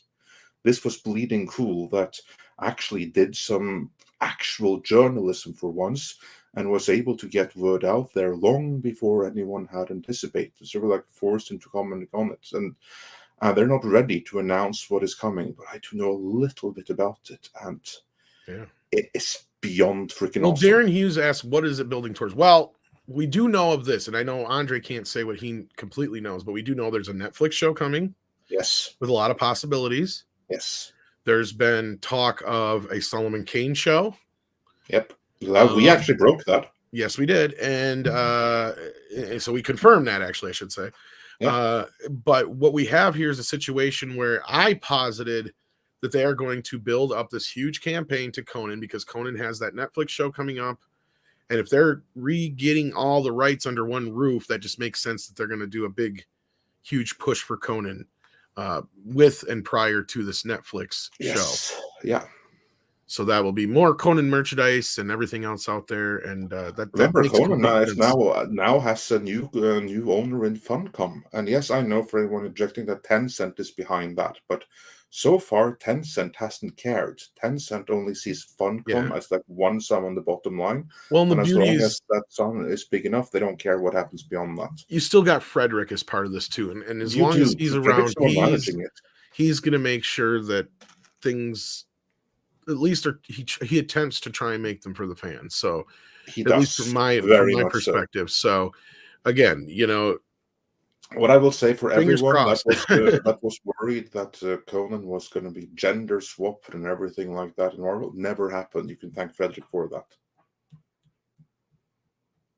And with what's going to come, I'm very optimistic, more optimistic than I've been for a very long time, both in terms of Netflix and the comic side of things. Yeah, and I know that Netflix memo and all that crap had probably very little to do with the other, but it does affect the other. It does affect. That's exactly right. That's what I was trying to say the other day too. What I know is that some big battles were won behind the scenes.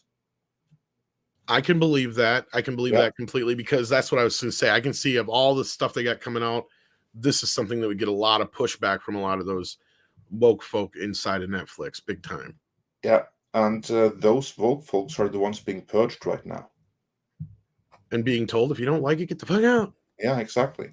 Exactly. If you can't stand the heat, get out of the kitchen. Is that some big battles have been won behind the scenes, and the fans are going to benefit from it. Well, actually, so is Netflix, because they're going to get a series that fans will gravitate towards.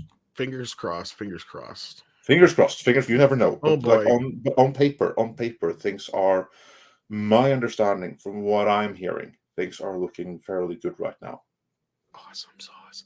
And on a similar note, Snowworld says, update on Masters Universe movie. The 1987 live action movie should be considered a masterpiece. I believe it is, in my own respect. I know Andre doesn't feel the same way I do, but I feel like and I agree with him, it's not a good He-Man movie. It is not a good He-Man movie. But on the level of a sword and sorcery kind of movie, I think it's one of the better ones. Yeah, you're not wrong there. You have to see it as that. But still, Sorceress is the better sword and sorcery. I would love to do a retrospective. So that's the sword and the sorcerer. Movie. You mean? Yeah, I agree. That was the better He-Man movie, is what you're trying to say.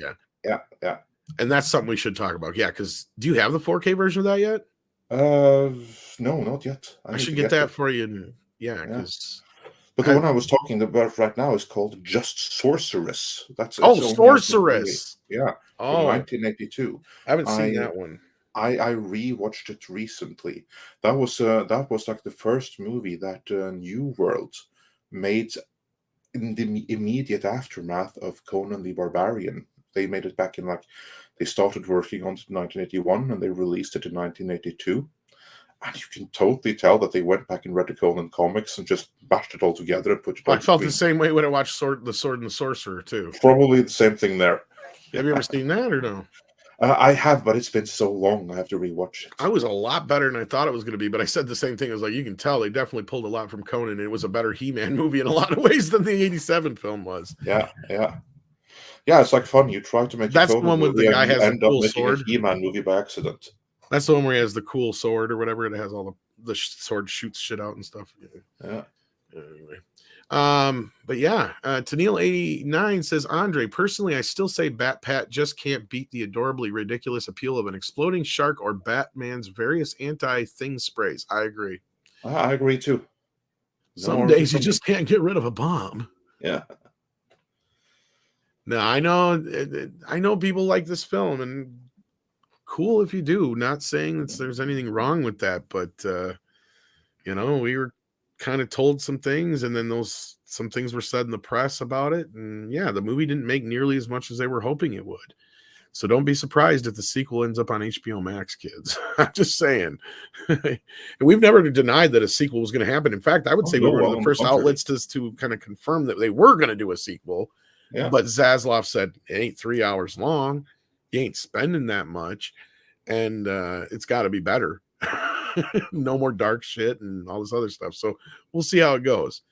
No more dark and brooding, I think, was more of the stipulation, but we'll see, because they want to sell some toys, kids. Shark Denture says even Trek wouldn't exist if not for Lucille Ball. Yeah, that's exactly what I was getting at. Right. Yeah, that's exactly what I was getting at, my friend. Thank you for that, Shark Dentures. Adam Wolford says the Hulk should be like Wolfman from 1934 movie. Yep, another great example. That's all they got to do is just kind of emulate that. And I think that's kind of where, like, I liked the first, or at least where kind of parts of the Eric Bana Hulk film, because they kind of had some of that, but then just went completely off the fucking rails. But I mean, I do enjoy the 2000 the MCU Hulk film. It was 2008, right? It came out, yeah. Yes, that is correct. But it doesn't really stand on its own necessarily without the other parts supporting it. That's the problem. I mean, it does, but it doesn't. But yeah, no, totally, exactly. It's not that hard to do. Megawing Zero says Namor is a better Fantastic Four Inhumans character. Why would they bundle Hulk with Namor? Also, Hulk Smash played better on the original Xbox. That's what I've been told about the Xbox things, but totally just unrelated. They just, at that point, Marvel, I think they got the right. Well, they own, Universal's owned the rights to the Hulk since way back during the TV series. Yeah, that's right. They've had it for ever since 1978. And I think Namor they picked up later. I think. Yeah, because that would have come in the 1990s when Marvel went broke and they auctioned off all of their rights. And then the Universal were like, yeah, we already have the Hulk, and let's see what else you got. Yeah, we'll throw you some cash for that one. We might be able to do something with it, and they never did. Yeah. Because like you guys got to remember, Marvel was on the verge of bankruptcy several times, and they would make some really shitty deals with their characters, and this is part of the reason they're in the position they're in with a lot of these characters now. But also, that's part of the reason why they survived as a company. It is were able to get through. So again, you have to take the good with the bad. But but they made some really bad deals. So. They did. They were screwed in some of those deals. But again, sometimes it's like that. You have. At the time, those were the deals in front of them. They could choose to take those deals, or they could choose to go under, and then the people who wanted the rights would get them anyway in the proper bankruptcy sale afterwards. No, I totally get it, and that's why we had so many. The rights for the Punisher were all over the place. That's why Spider-Man's all over the place. That's why all this stuff happened at this time period, and yeah. Well, the Punisher, actually, that came before, because that came when that's a Dolph Lundgren one, I know. Yeah, and then it actually followed that company and that movie all the way up until it reverted to Marvel. I know. Yeah, you follow the fucking, because it all led to Lionsgate. Yep. Yeah. It's basically followed the library. Yeah, I remember. Because here's the funny thing: Lionsgate did not make the 2004 movie with Tom Jane. They distributed it. Yeah. But it was the first trailer didn't even have Lionsgate on it. It was made by Artisan. Well, that was because Artisan was bought up by Lionsgate. Yeah, exactly. Yeah, and Artisan was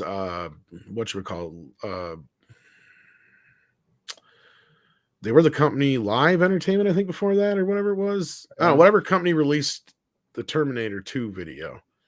That was the company before that.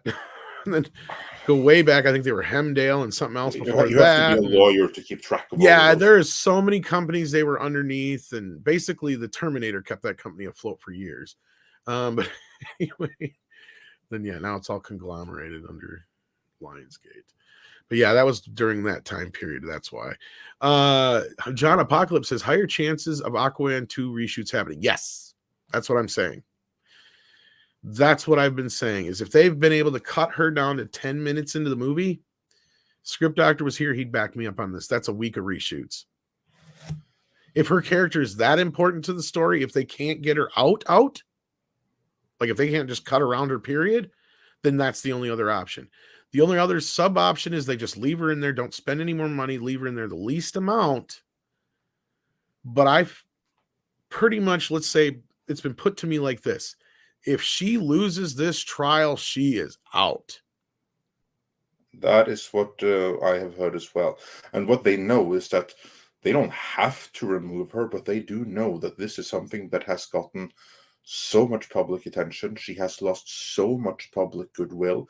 And if she then ends up losing the trial as well, they will lose more money in lost audiences if they released the movie with her than what they'd have to spend to recast and have another person to take over the role after the fact. Maybe they could get Dr. Curry. She would be a great replacement. I'm sure they'll probably try for Emilia Clarke like they originally did. Probably. But Mr. Tickle Trunk, yeah, I'm not only saying, because that's the thing. She confirmed yesterday that she's not signed on for Aquaman 3. She's been fired for that. That is something I heard the other night, and this is when I was kind of told some of this other stuff too. And that is basically, they're just kind of sitting in this holding pattern right now to see how this fucking comes out. Believe me, they have seen the petition. They know how people are reacting to her. They know this is a problem. And as Andre's been pointing out, to them, this is a bigger problem than Ezra. Yeah. Unfortunately, because even though Ezra's in the entire fucking movie, they know there's no way around that. All they can hope for now is that they push the movie out far enough and he behaves for the next fucking year so that everybody kind of forgets about it. That's what they're hoping. That is something they can even turn on the win, because if he behaves and he gets whatever treatment he needs so that he's willing to go to an apology tour, they can still turn that into a win when he's the wayward son, a sinner, regretful, apologizing for his past misdeeds and everything. I agree with you, but I think it's beyond that point from what I've been hearing. I think it's just because from what I've heard, he's already out of any. I'm sure he's out, but they can. I've heard it'll be a tall order to see him on any of the. Chances are, from what I heard, it's going to be a very heavy Supergirl and Batman press tour. Let's say. Yeah, that I can believe. But yeah. But anyway, and just look at all the stuff that he said. He's the lesser of their problems. Oh, sorry, they, yeah. Yeah, them. They is the lesser of their problems. Exactly. Earth Prime says She-Hulk CGI was so bad. I thought it was a trailer for the Shrek sequel. Well, it's the exact same shade of green, isn't it? You could have played the song Accidentally in Love over that last part and it probably would have worked. Accidentally in love. Tennille says Mark Ruffalo is lesser than Jeffrey Dahmer as an entertainer. I don't know about that. But then he also said, actually, no, I take that back. I feel guilty now. Yeah, I'm not touching that one with the 10-foot Yeah, pole. I was going to say, I don't know about feeling guilty, but I don't know if I go that. Well, the jury heard you, so it's fine. Yes, we do bitch about everything, but we do like some things. I love The Offer right now. The Offer is an amazing fucking show. Andre loved The Peacemaker. He loved The Northman. Yeah, that was amazing. Cobra Kai is something we can't praise enough. I like Marvel's Conan comics, even the new ones. Yeah, Orville's coming back in June. We love the Orville. There's plenty of stuff we love. Yeah, and that I loved Ghostbusters and Spider-Man. Yeah, exactly. Like we loved tons of things, but I didn't hate Venom 2 as much as most people did. I thought I was pretty disappointed. It was bad, but it wasn't, But I didn't hate Morbius as much as most people did. I have yet to see that. I freaking loved Sonic 2. So yeah, we do love things. We do like things as well. It's just that when things are really bad that shouldn't be, it's important to call them out on it so that they learn and do better next time. And then you have to do detailed breakdowns to exactly pinpoint this is what went wrong and this is what needed to be done instead. That's what we do. So we're constructive in our criticism. We try to be. Mega J says, you think Jesse Eisenberg would have made a better Scott Pilgrim? Maybe. I don't like him in other roles, but yeah, like I don't Jesse Eisenberg's another one of those you can only put him in certain roles, though. Yeah, go ahead. Sorry, Andre. Yeah, I don't think he could have been a worse Scott Pilgrim. Again, I haven't read the Scott Pilgrim comics, and I never will. Like, I took a glance at them, and they're like so not for me in any way, shape, or form. I get that people love them, and that's fine, but it's just not for me. So I don't get the comics or anything. What I do get is in the movie, I thought that Sarah was so dreadful, and I don't know if Jesse Eisenberg would have been closer to the comics or what have you, but I can't see him being worse than Sarah was.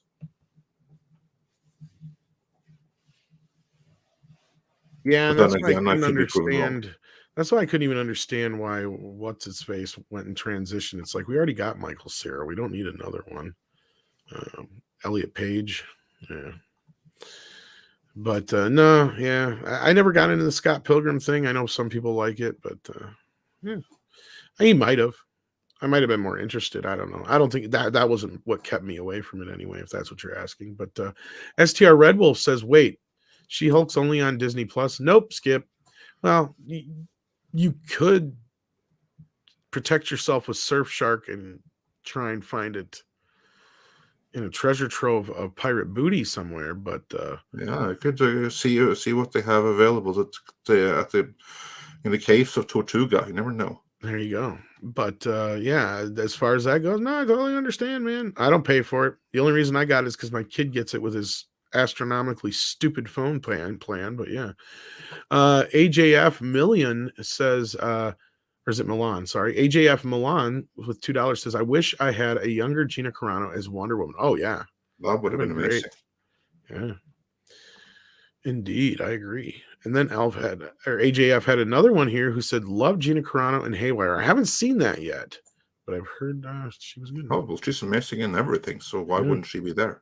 Horseradish Power says Amber is the multiverse of madness. Yes. You know, ironically, that is so true. And you could even also have like put a spin on it. Someone else who was Amber level crazy in that movie. Wanda is the multiverse of madness. I would also be. I was just going to say, put fucking Amber's head on Wanda. That's about right. Yeah. I mean, sometimes movies just come out at the right time, don't they? And especially throw in some of the shit when she's like, yeah, yelling at Johnny and stuff. That'd be hilarious. Kareen, not Karen, says Camille was magical. Even the light was shining on her across. Pray JD wins. She is a vile bitch. Yeah, I saw your correction there. Yeah. I agree. Yeah. I used to be of the opinion that on paper it should go Amber's way. But she's obviously lying. She's obviously deceptive. I'm getting more and more confident that Team John is going to win this, and rightfully so. I mean, this is really, really important because this actually happens so a lot. There are so many men that just so happen to encounter someone that later turns out to be like this individual, and they're completely chanceless. All the courts, everything are against them. The system is really rigged against them. Well, not only that, this is a really important thing. I would argue we don't even have really good statistics because, again, we know that for a fact not even most women report it like they should. I guarantee you, and I know this for a fact, that most men don't. Not only that, they don't talk about it. Absolutely. So those numbers have got to be so skewed; it's not even funny. You have some numbers from Scandinavia which indicate that. I mean, any kind of like domestic situation is worse or is horrendous in either event, but they're different in their nature. And the version that we're seeing right here is a hell of a lot more prevalent because it's not so directly visible. Well, and then there's the other side of it. Look at just the culture in the last few years to where, you know, if it was bad enough before, I mean, you know damn well a man can't even stick up for himself now. Oh no, not at all. So I mean, not even verbally. So no, he just has to be quiet and take it and wait for it to blow over, and just wait for the accusing individual to expose themselves and their own hypocrisy. That's really the only thing to do, unfortunately. Exactly. Arden Blade says, I just got a nice $3 an hour raise. Oh, that's nice. You might be able to pay for a gallon of gas with that. Says, and I thought I'd share a little with my lifeline during work. Well, thank you.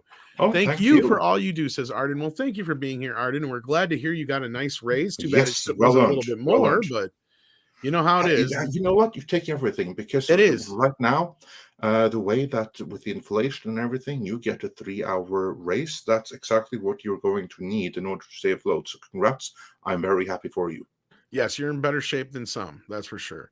I wish it was more for you, though, my friend. But at the same time, I'm glad to hear it. It's a start. It's the right direction. It is definitely. Tennille says Valiant and Script Cameron wrote on his Patreon that the Vanity Fair write-up is largely a KK Swan song, an attempt to rewrite history and save her legacy. Yeah, I think this is pretty apt or astute. 100% on the money.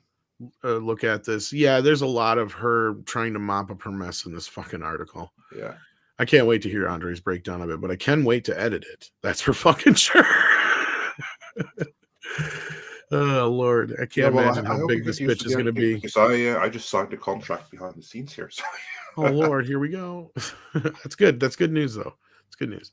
I just need some help, kids. That's all. So if you know anybody who's looking to edit, get a hold of me. David. That reminds me to write that thing. Yeah. I know. Just in general, though, I do need an extra hand. It'd be nice. Just David says on Star Wars, wish I had known Rian Johnson had been anti-Sarkeesian and anti-Gamergate during Gamergate. I could have predicted The Last Jedi then. Yeah, I see where you're coming from, but a lot of people weren't paying attention to some of that stuff yet. Just David. Yeah, that's hindsight is 2020, my friend. Hindsight is 2020. Darren Hughes sends in $5 and says, I hate their excuse. They made too much Star Wars too fast. Because I'm a huge Star Wars fan, and I would have watched as much as they made if it were any good. And I agree with you. It's bullshit excuse. The proof is in the pudding of Marvel and the superhero genre in general. As long as you make shit people like, they will watch all of it. And they will give you billions. Billions. I'll tell you right now, if you were able to capture and recapture whatever they did with Spider-Man No Way Home, with almost every kind of fucking movie in the superhero genre right now, they'd all be fucking winners. And nobody would talk about this superhero fatigue at all because you'd have nothing but great films, right? Unfortunately, what you have is you have such a varying degree. And Phase Bore, unfortunately, as we brought up before when Andy was here, the only good movie they've had out of this phase so far has been Spider-Man. And that's even people will debate about that a little bit. So, yeah, they have not had a clear winner here, and they're not doing very good. But that's a whole nother scenario because that's a problem with the product, not the genre itself or the movie idea itself. Yeah, I agree with this. Too much of anything, it only is too much if it sucks, right? I don't know if you agree with that, Andre, but no, that sounds about right. Because in most cases, you want to cash in as quick as possible. Like, I'm sure George Lucas would have made these movies every year if he could have, but back then he was only physically able to make one every 3 years at that point with how, the technology was at that time. See, that's the thing. And Disney had it in their minds that they were going to be able to do this when they bought this because technology had come that much farther since the prequels. So, yeah, I don't agree with that assessment. I believe it was just bad movies. Because pretty much as long as you have a winner, the Big Mac's still around.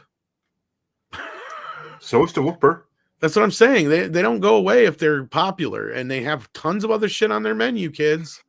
That's a problem with everyone, like trying to change things up too much. You don't want to change a winning formula by too much. You want to tweak it a tiny little bit to keep it fresh, but you don't want to completely change it. And that's what they did. And that ain't working.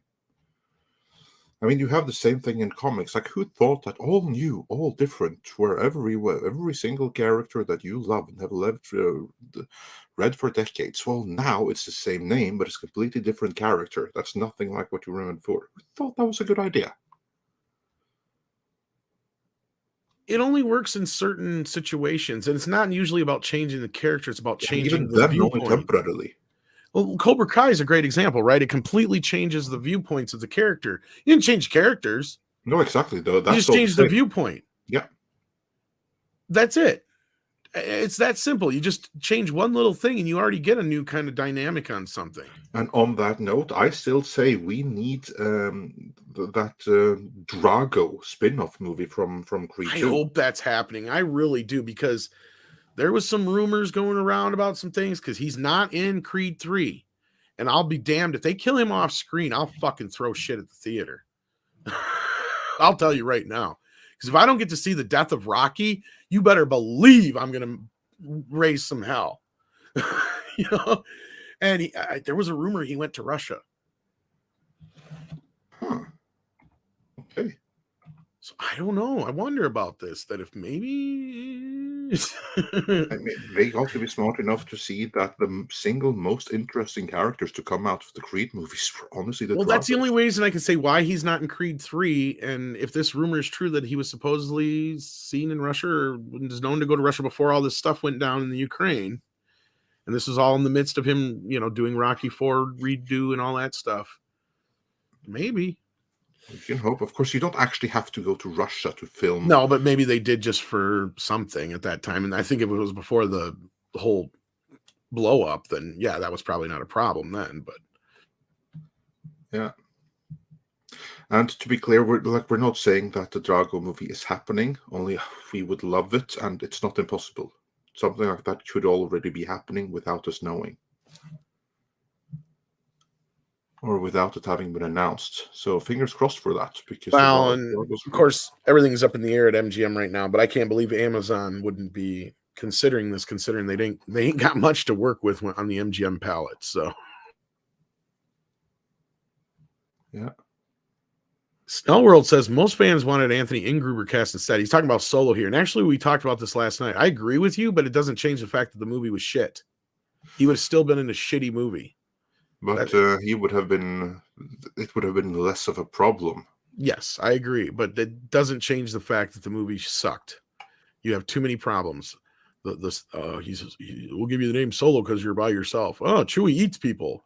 Oh, the Kessel Run, not even close to what you thought it was. In fact, it's going to not make any sense whatsoever, because we should probably be doing this with ships, but instead we're going to be doing it with trains because it's a highly volatile substance. Yay, dumbasses.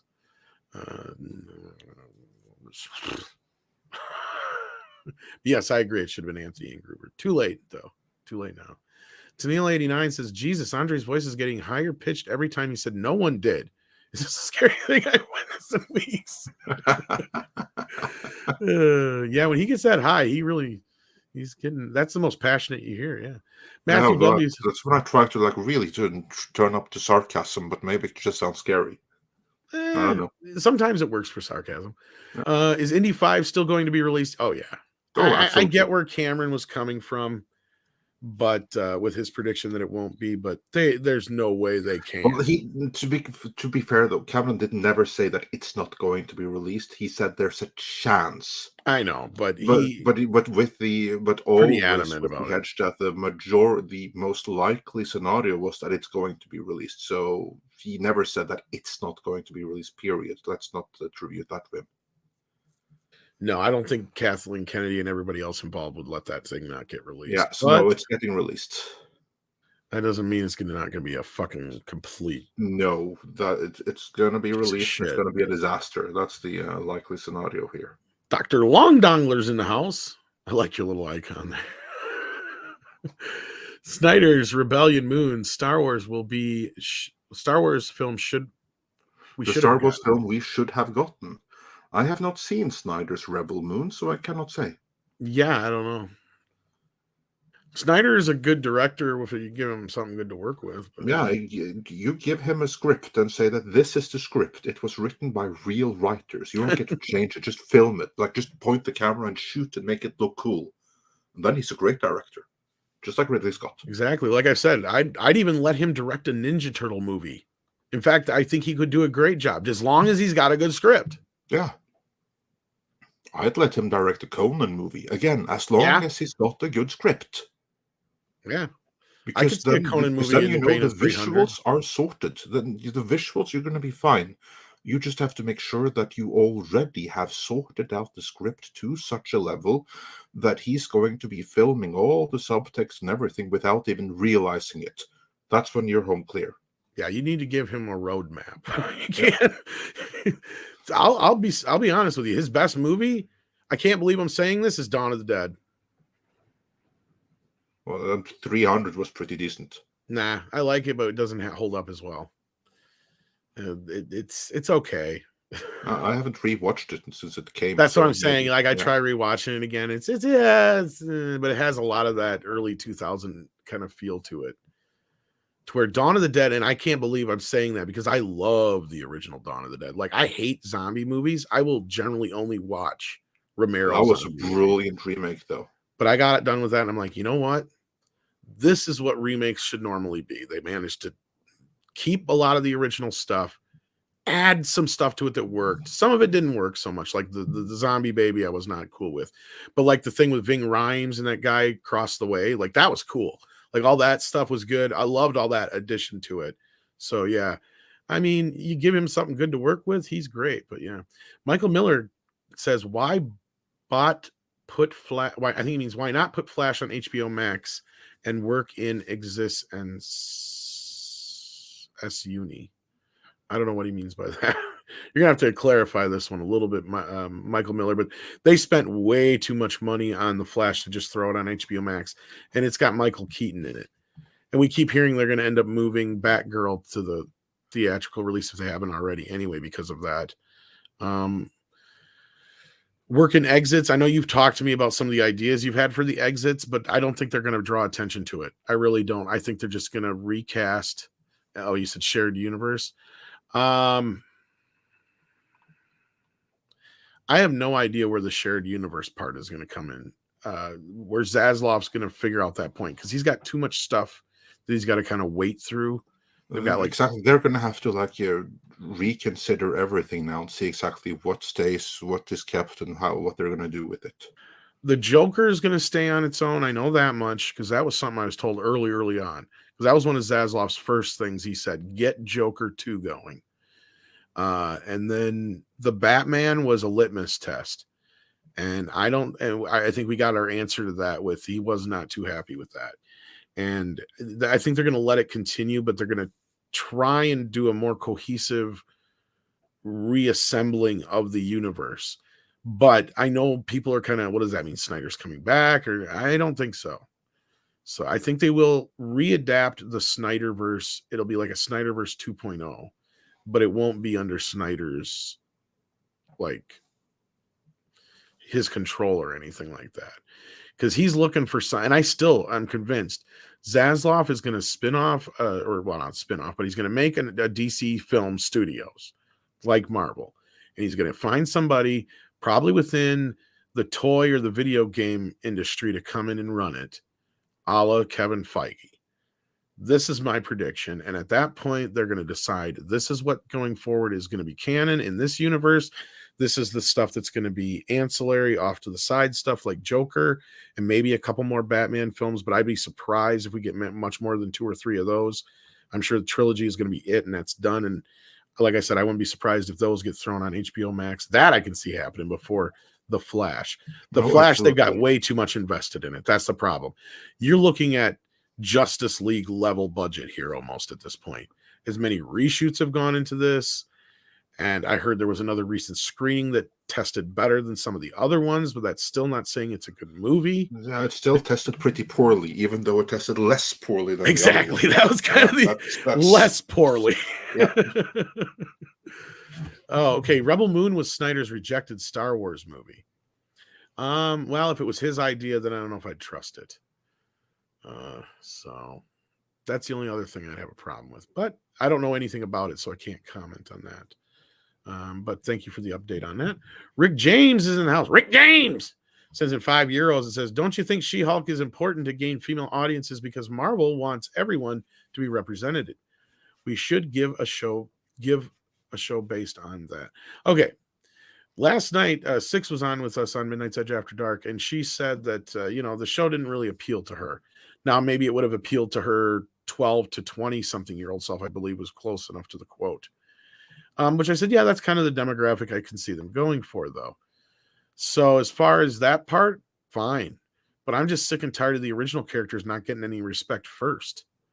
We've watched how many shows here where it's basically been, here's your new replacement female counterpart. That's been most of these shows now. It's been pretty much all of them. That's what I'm saying. And I mean, which one of them has not had some kind of replacement going on? Like the only one that didn't was actually Captain Falcon and the Winter Soldier. But it was basically both of them were the Captain America replacement. So you were still dealing with replacement. Yeah, that's my point. So even though they weren't female based, it was still. And even WandaVision is kind of her getting rid of Vision, really, in a lot of ways. Yeah, and getting a new copy of him that never showed up again. Yeah. So, no, I totally get where you're coming from, Rick James. I hope the show is great for the audience they're going for. I hope the show is good in general. I hope that this trailer is not a good representation of what the show is going to be. Because I would like to have a show where we could have some fun, because Lord knows all these Marvel shows so far have been kind of drab and dour, and none of them have been real fun. I mean, I haven't seen the Falcon and Winter Soldier one, but that didn't sound like it was a lot of fun. I mean, when we're sitting here and I'm looking at it, the only one I kind of liked was Hawkeye, and they fucked that up at the end. So, yeah. We'll see here. Yeah, I hope it's good. Mecha J says Disney announces moving forward with new Pirates movie with Margot Robbie attached as the main lead in this Johnny Depp's trial. Thoughts? Actually, it's funny you bring this up, Mecha J. I was going to bring this up when Andy was here, but I didn't get a chance to get it in. I believe Jerry Bruckheimer come out and said something about this. Now, what he said was they are looking at developing this film. I don't remember his exact words on it. But as far as Johnny's future, they said it's up in the air, but not at this time. Do they have any plans to bring him back? That's a huge big deal. Shaming attitude. Attitude. You heard what I heard too in that, Andre. Yeah. That wasn't the exact quote, but that was pretty much exactly it. Was that the door is pretty much not closed on Johnny, but at this time, no. So that to me tells... Yeah. And that goes right along with what I said before. Even though Johnny said I can tell you exactly what that means when he says, we'll see what happens, but not at this time. That's code for not until he has won in court. The moment he has, will be on the phone. I agree with you, and that goes along with what I was just going to say. And my prediction was, if he wins this, he won't work again for Warner Brothers. I guarantee you that, because he said he won't work for Disney or Warner again. Yeah, Disney, on the other hand, said that, but... Here's the difference, though. Disney didn't recast him yet. Yeah, that's the difference. There's the big difference there. Warner did. They didn't waste no fucking time. I don't think that Margot Robbie's Pirates, I don't think that movie's ever happening. I don't either, and even if it does, I don't think it was ever meant to be a replacement. I think it was always... Because we were hearing about this spinoff years ago. The female spinoff. Because it was supposed to be like the long-lost daughter of Jack Sparrow or whatever. Like, this is something I think they were even talking about as a series for a while. So this is not a new idea anyway.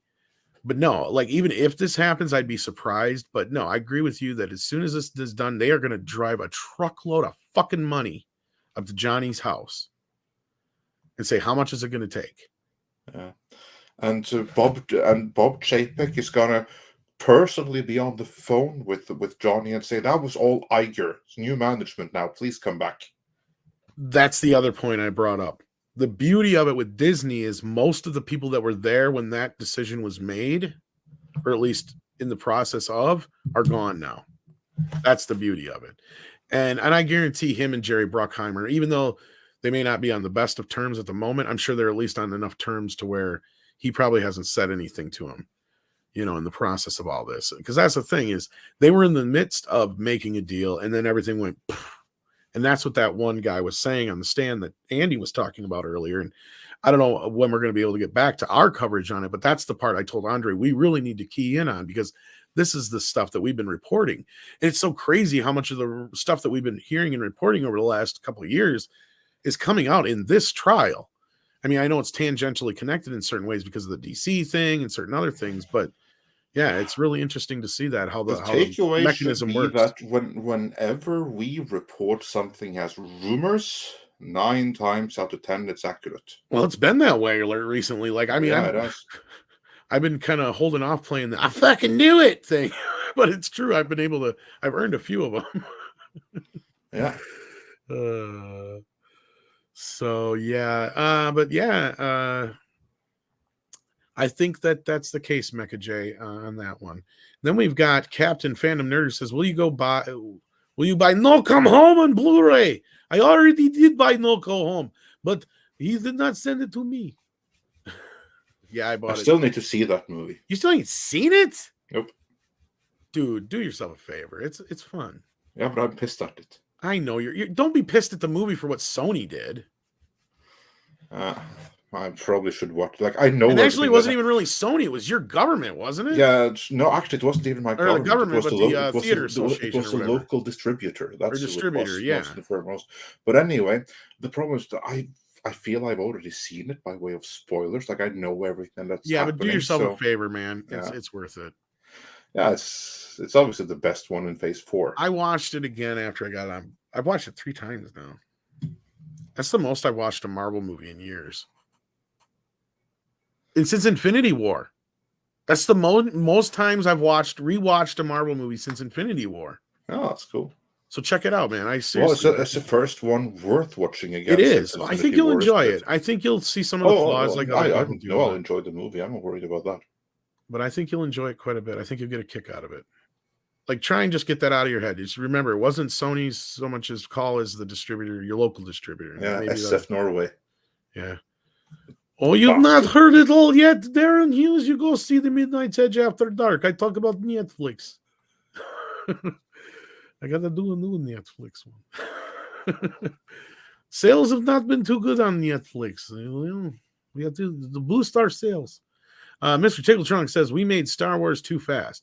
Is the excuse from the same people who made Bank, giving us 10 years of Marvel movies till they became tainted. Exactly my point, Mr. Tickletrunk. Pretty much.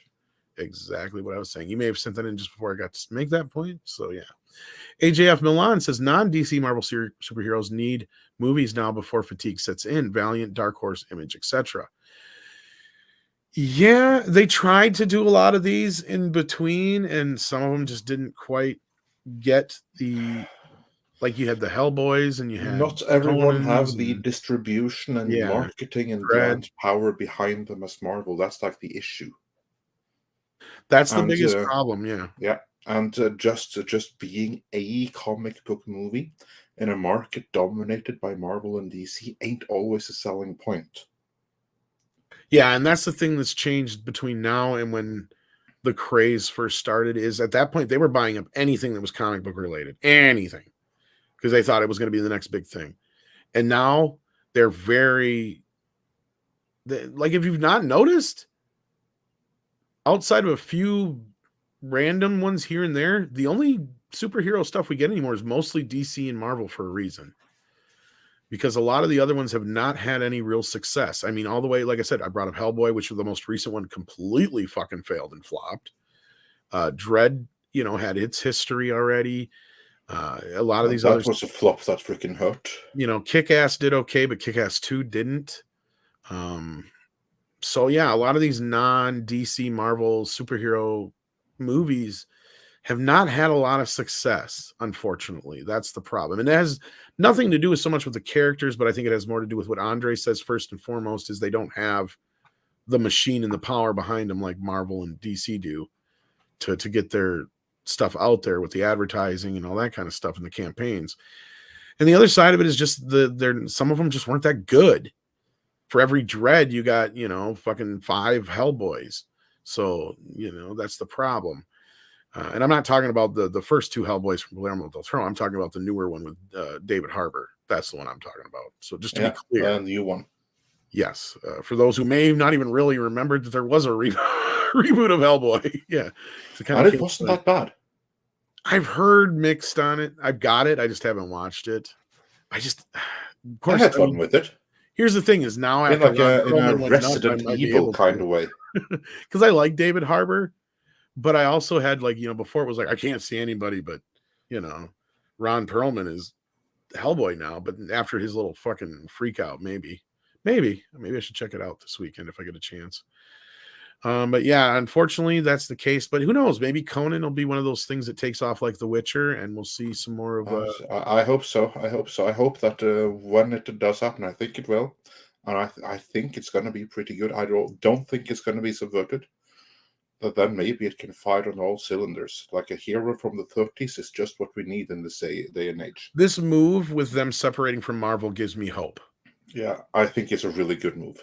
I think so too, because to me that tells me that no matter whose decision it was at that point, it just means that they could not work together anymore.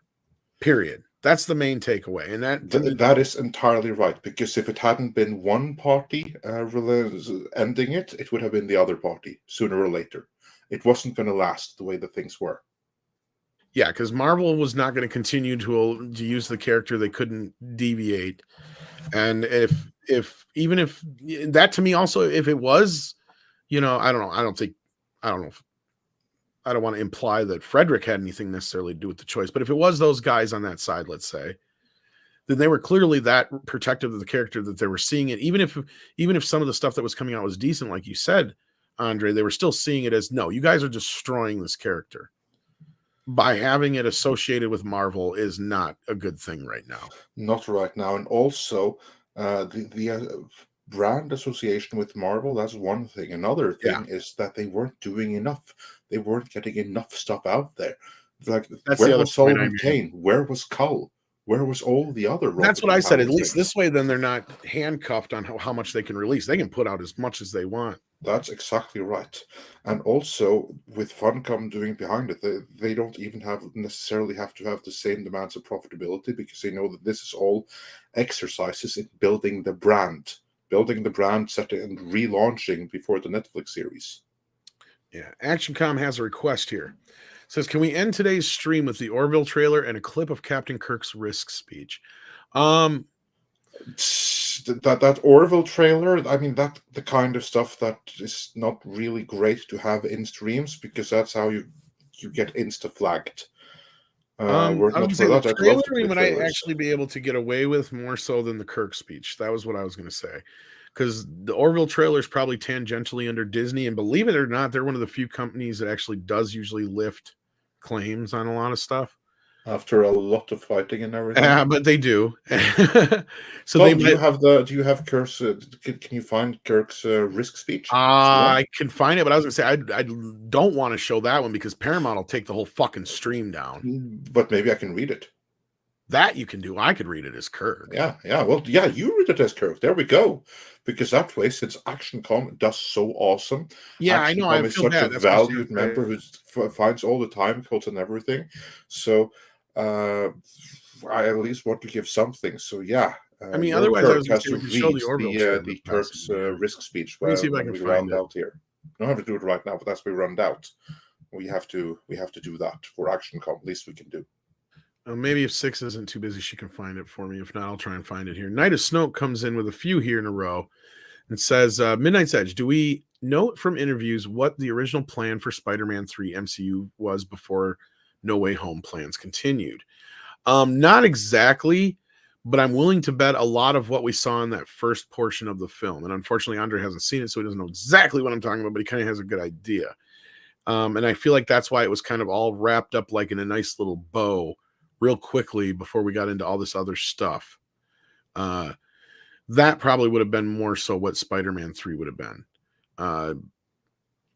But we don't know. We'll never know until somebody talks about it, which will probably be a couple of years before somebody does talk about it. But yeah, it'd be interesting to know, unless Andre, have you heard anything? I have no clue.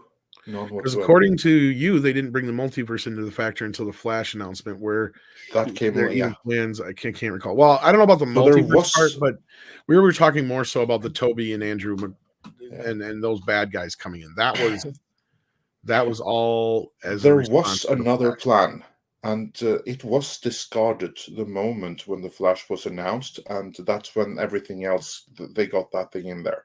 And this was the same thing with Doctor Strange too. There was another plan, and then that got discarded. That's when they lost Scott Derrickson and everything, because there was, again, the multiverse stuff. That was like, oh shit, we're going to do this instead.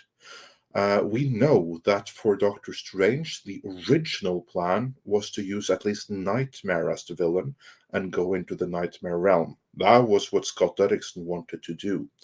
And I would have preferred that, to be honest. But what the plan was for Spider-Man 3, I have no clue. Yeah, and like I said, we won't know until one of those guys speaks out on it, which they probably will eventually. Eventually, we'll probably find out. Then he had another one here, and thank you for that, Night of Snoke. Says, Andre, I want your opinion on Batman 2 casting choices. I told Tom and others last night. Timothy Chalamet as Robin, Willem Dafoe as Mr. Freeze, Madeline Pesh as Poison Ivy, Daniel Gillies as Kirk Langstrom and Man-Bat, and Dave Bautista as Killer Croc, and Half Bar, Julius Halftud. Upper. Yeah, it's the B is supposed to be the Icelandic Ed. The it's pronounced the Halftud, Julius Björnsson. As Bane. That's a mountain from Game of Thrones. And he says title of the movie would be called Freak Show. So he wants your opinion on his casting. Couldn't the title, well, as long as the story is going to be almost got him from the animated series, because that's like one story that had all of those characters. That's brilliant casting, you ask me. I especially like Dave Bautista as Killer Croc and the Mountain as Bane. That's brilliant right there. Of course, I also think that that Bautista could have made a great Bane. Maybe he would have been an even better Bane. Not so sure about your choice for Robin, because I think that whoever plays Robin needs to have a little bit of a funny side to him as well, and I don't see Chalamet having that. He's just a pure dramatic actor. And then I think back to Back to the Future, when they first cast, when the producers, they wanted Michael J. Fox because he was funny. He had comedic timing, and he was just a funny guy. But a producer demanded, or a studio head honcho demanded, no, I like Eric Stoltz, you're going to work with him. And the problem was that Eric Stoltz, he doesn't have a funny bone in his body, and if he does, it's purely by accident, when some director just writes him a scene where his deadpan and gravitas actually works to his favor. But usually, when he read Back to the Future, when everyone else were comedy, he saw a tragedy. Yeah. And that's how he acted it out. He acted it out as a he specifically said he's from a future that nobody remembers. Yeah. He's like he was like, everyone after the first reading, everyone was so joyous, and he was like, oh, that's so sad. It's like the saddest movie ever. I'm gonna act this out in a way that's gonna make you want to kill yourself after watching it. And that's exactly what he did, and he got fired. And Chalamet, and this is not to start against him, because you need actors like that. He's like Eric Stoltz in that way. He is someone with a penchant for drama. Maybe he has some. If he were to be in a comedy, maybe he would be good. But I don't see him as having that light-hearted, holy jeez, Batman, whatever thing, right? Because whoever plays Robin, they need to be able to have that gravitas of the tragedy they came from, but they also need to lighten the mood a little bit. I don't see Chalamet being able to do that. So I'm against him as Robin. The rest of the cast, I think, is mostly fine. Although I would definitely have Bautista as Bane. Yeah, I pretty much agreed with whatever he had said for the casting part. The only thing I said last night, because he actually had Nightwing on there instead, and I said, yeah, you got to have a Robin first. And when I think of Robin, I think at least a teenager-ish, kind of thing. But yeah, no, I don't see a problem with that. But unfortunately, I don't know what we're going to get out of the Batman 2 yet. So we'll see. Rolando G sends in $20 and says, hey, Midnight's Edge team, is it true that Jason Momoa is campaigning for his former co-star of Goth, Amelia Clark, might be Mira. Well, he did start following Johnny on Instagram now. I guess I think it might be true now. I think so. I don't know that it was always true, but I think it's true now. That's the case. Of course, according to Amber on the stand, she was the only one fighting for her in that movie. I don't believe that, but anyway. No, I know that she was fighting, or she was fighting very hard. She was working a very, like, it wasn't easy to get like so many higher up producers to champion for her. That took it's a lot of dick to suck. Yeah. A lot of blackmailing and stuff like that went into it. Sorry, so she did work hard. Yes, you know what I mean. In case of Jason Momoa, though, like, I want to be careful with what I say here, but I just want to throw out there that his marriage fell apart while filming with Amber. It didn't fall apart. It didn't fall apart before shooting. It didn't fall apart during the previous movie. It didn't fall apart at any time in the last 20 years. No, it fell apart in those months where they were filming together. That's when his marriage fell apart. We were hearing rumors then about stuff that was... Yeah. So that's not stuff we get into, so it was like, whatever. We're not going to get too much into it, but... No, I heard some of it too, but to me it was just like TMZ type stuff. What are we going to say about it? But that he now would want to get her out of it, I can absolutely see that, because now, just by association, by sharing the screen with her, is going to be bad for him. Yeah, I know you meant Game of Thrones. Sorry about that, Rolando. I knew what you meant instead of Goth, but yeah, Game of Thrones. Yeah, totally gotcha after the fact when you mentioned Amelia. But when I'm reading these, I don't pre-read them, which is probably a bad idea. I'm like the anchor man that way. I just read what's put in front of me. The Mega Wing Zero says, how many issues of the new Savage Avenger do you think we could get? Yeah, that we would get. I just got the issue 1 and it is good. Your thoughts? You're referring to volume 2 of Savage Avengers, right? Because I think when you say you got issue 1, then you probably mean like the issue that came out like back in 2018, right? The one by Jerry Dugan, because that whole run is concluded. It concluded on issue 28, so that whole series has actually been told.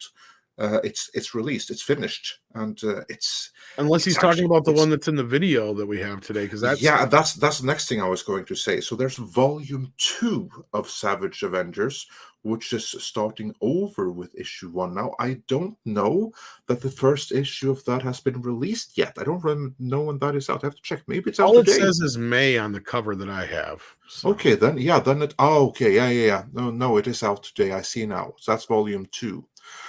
How many issues you can get of that? I honestly don't know how many issues. Doesn't the deal go up till the end of the year or something like that? It does go till the end of the year. So let's just say that it's May, so that's 1, and then it's 1 issue per month for the rest of the year.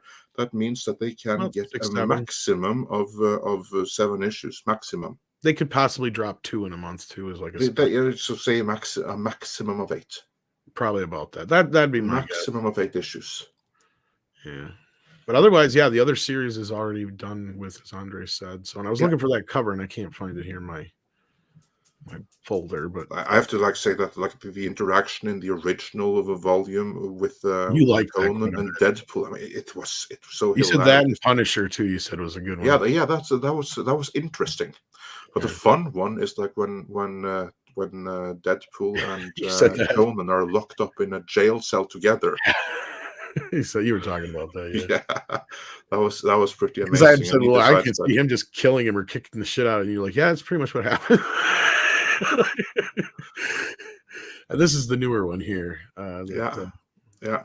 So how long that one is going to go and how good I don't know. Who the fuck are those people? I mean, that's Marvel for you. There you have Conan's. That's good. I think isn't that those other people? Is that Elektra on the far right there in the end? I think that's the only one I recognize. Is that like that stupid medieval knight or something that was in the Eternals movie? And that is like some Hulk. That's like some kind hybrid. of Wolverine Hulk hybrid. That's what I was just saying. Yeah, and then it's like one of the million Venom spin-offs in front of that, and is that it's Emma Cloak Frost and on the Dagger bottom left, to the very left there. And that's like some weird Venom thing in the front there. Yeah, that's what I meant. Like, this is one of the million Venom symbiotes. Yeah, and then that might be Emma Frost on the far left, but I'm probably wrong. No, I think it might be Cloak and Dagger. You might be right. You're probably right. I haven't read it yet, but again, this is why.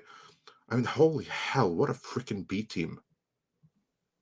Conan is like the only A-list name on there because I have no idea I mean, what like variations in on the the original Hulk volume, it was Conan, it was Doctor Strange, it was Venom, it was the. It's Cloak and Dagger. Yeah, you're right. Duh, because Cloak's Dagger. My bad. Yeah, that was me being stupid. And look at this freaking B team.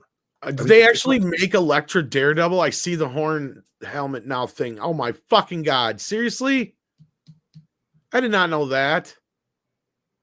Oh my god! Yeah, well, if you say it's good, then hopefully the writing is good.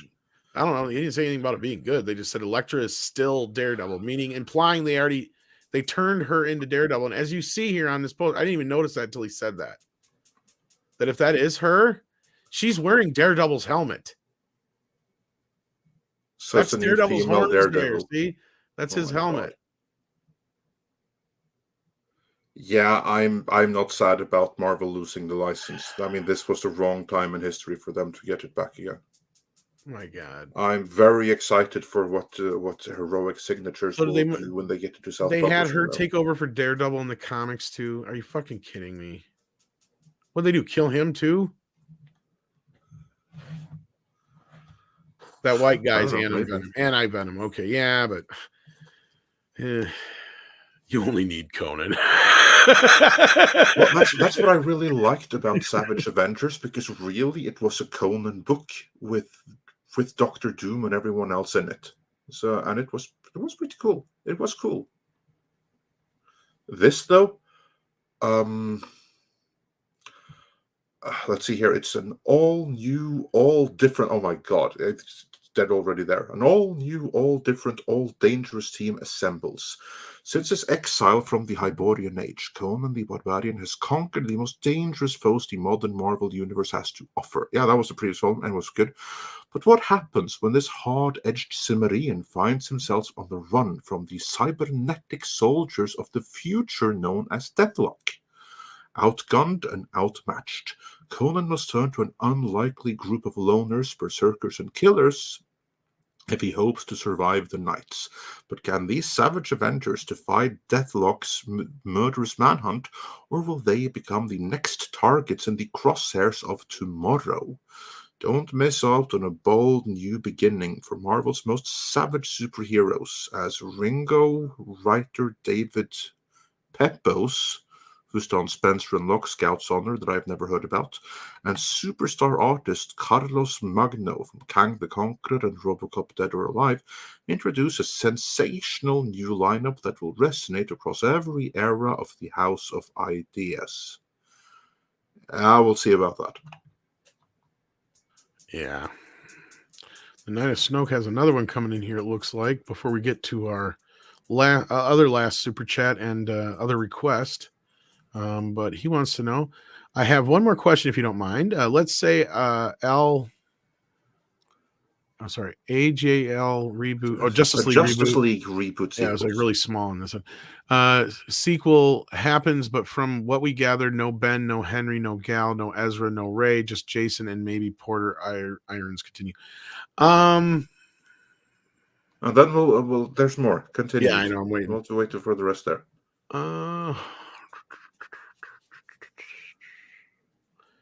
I mean, you're getting to the point where they're going to have many left. He's right about that. Yeah, and I won't do as Amber, and I'll wait for the actual question before I attempt to answer it. Yes. Last call for super chats, indeed, Jordy. Yeah, we went longer today.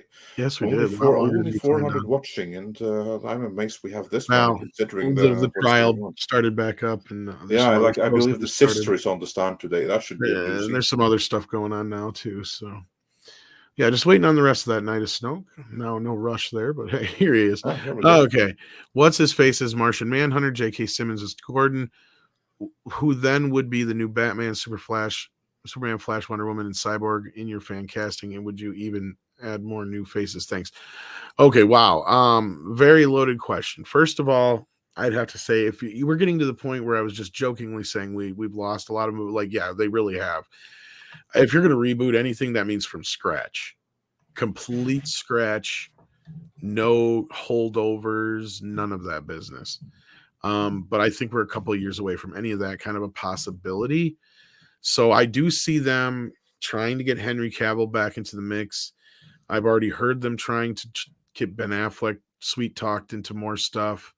Gal Gadot is pretty much locked for Wonder Woman.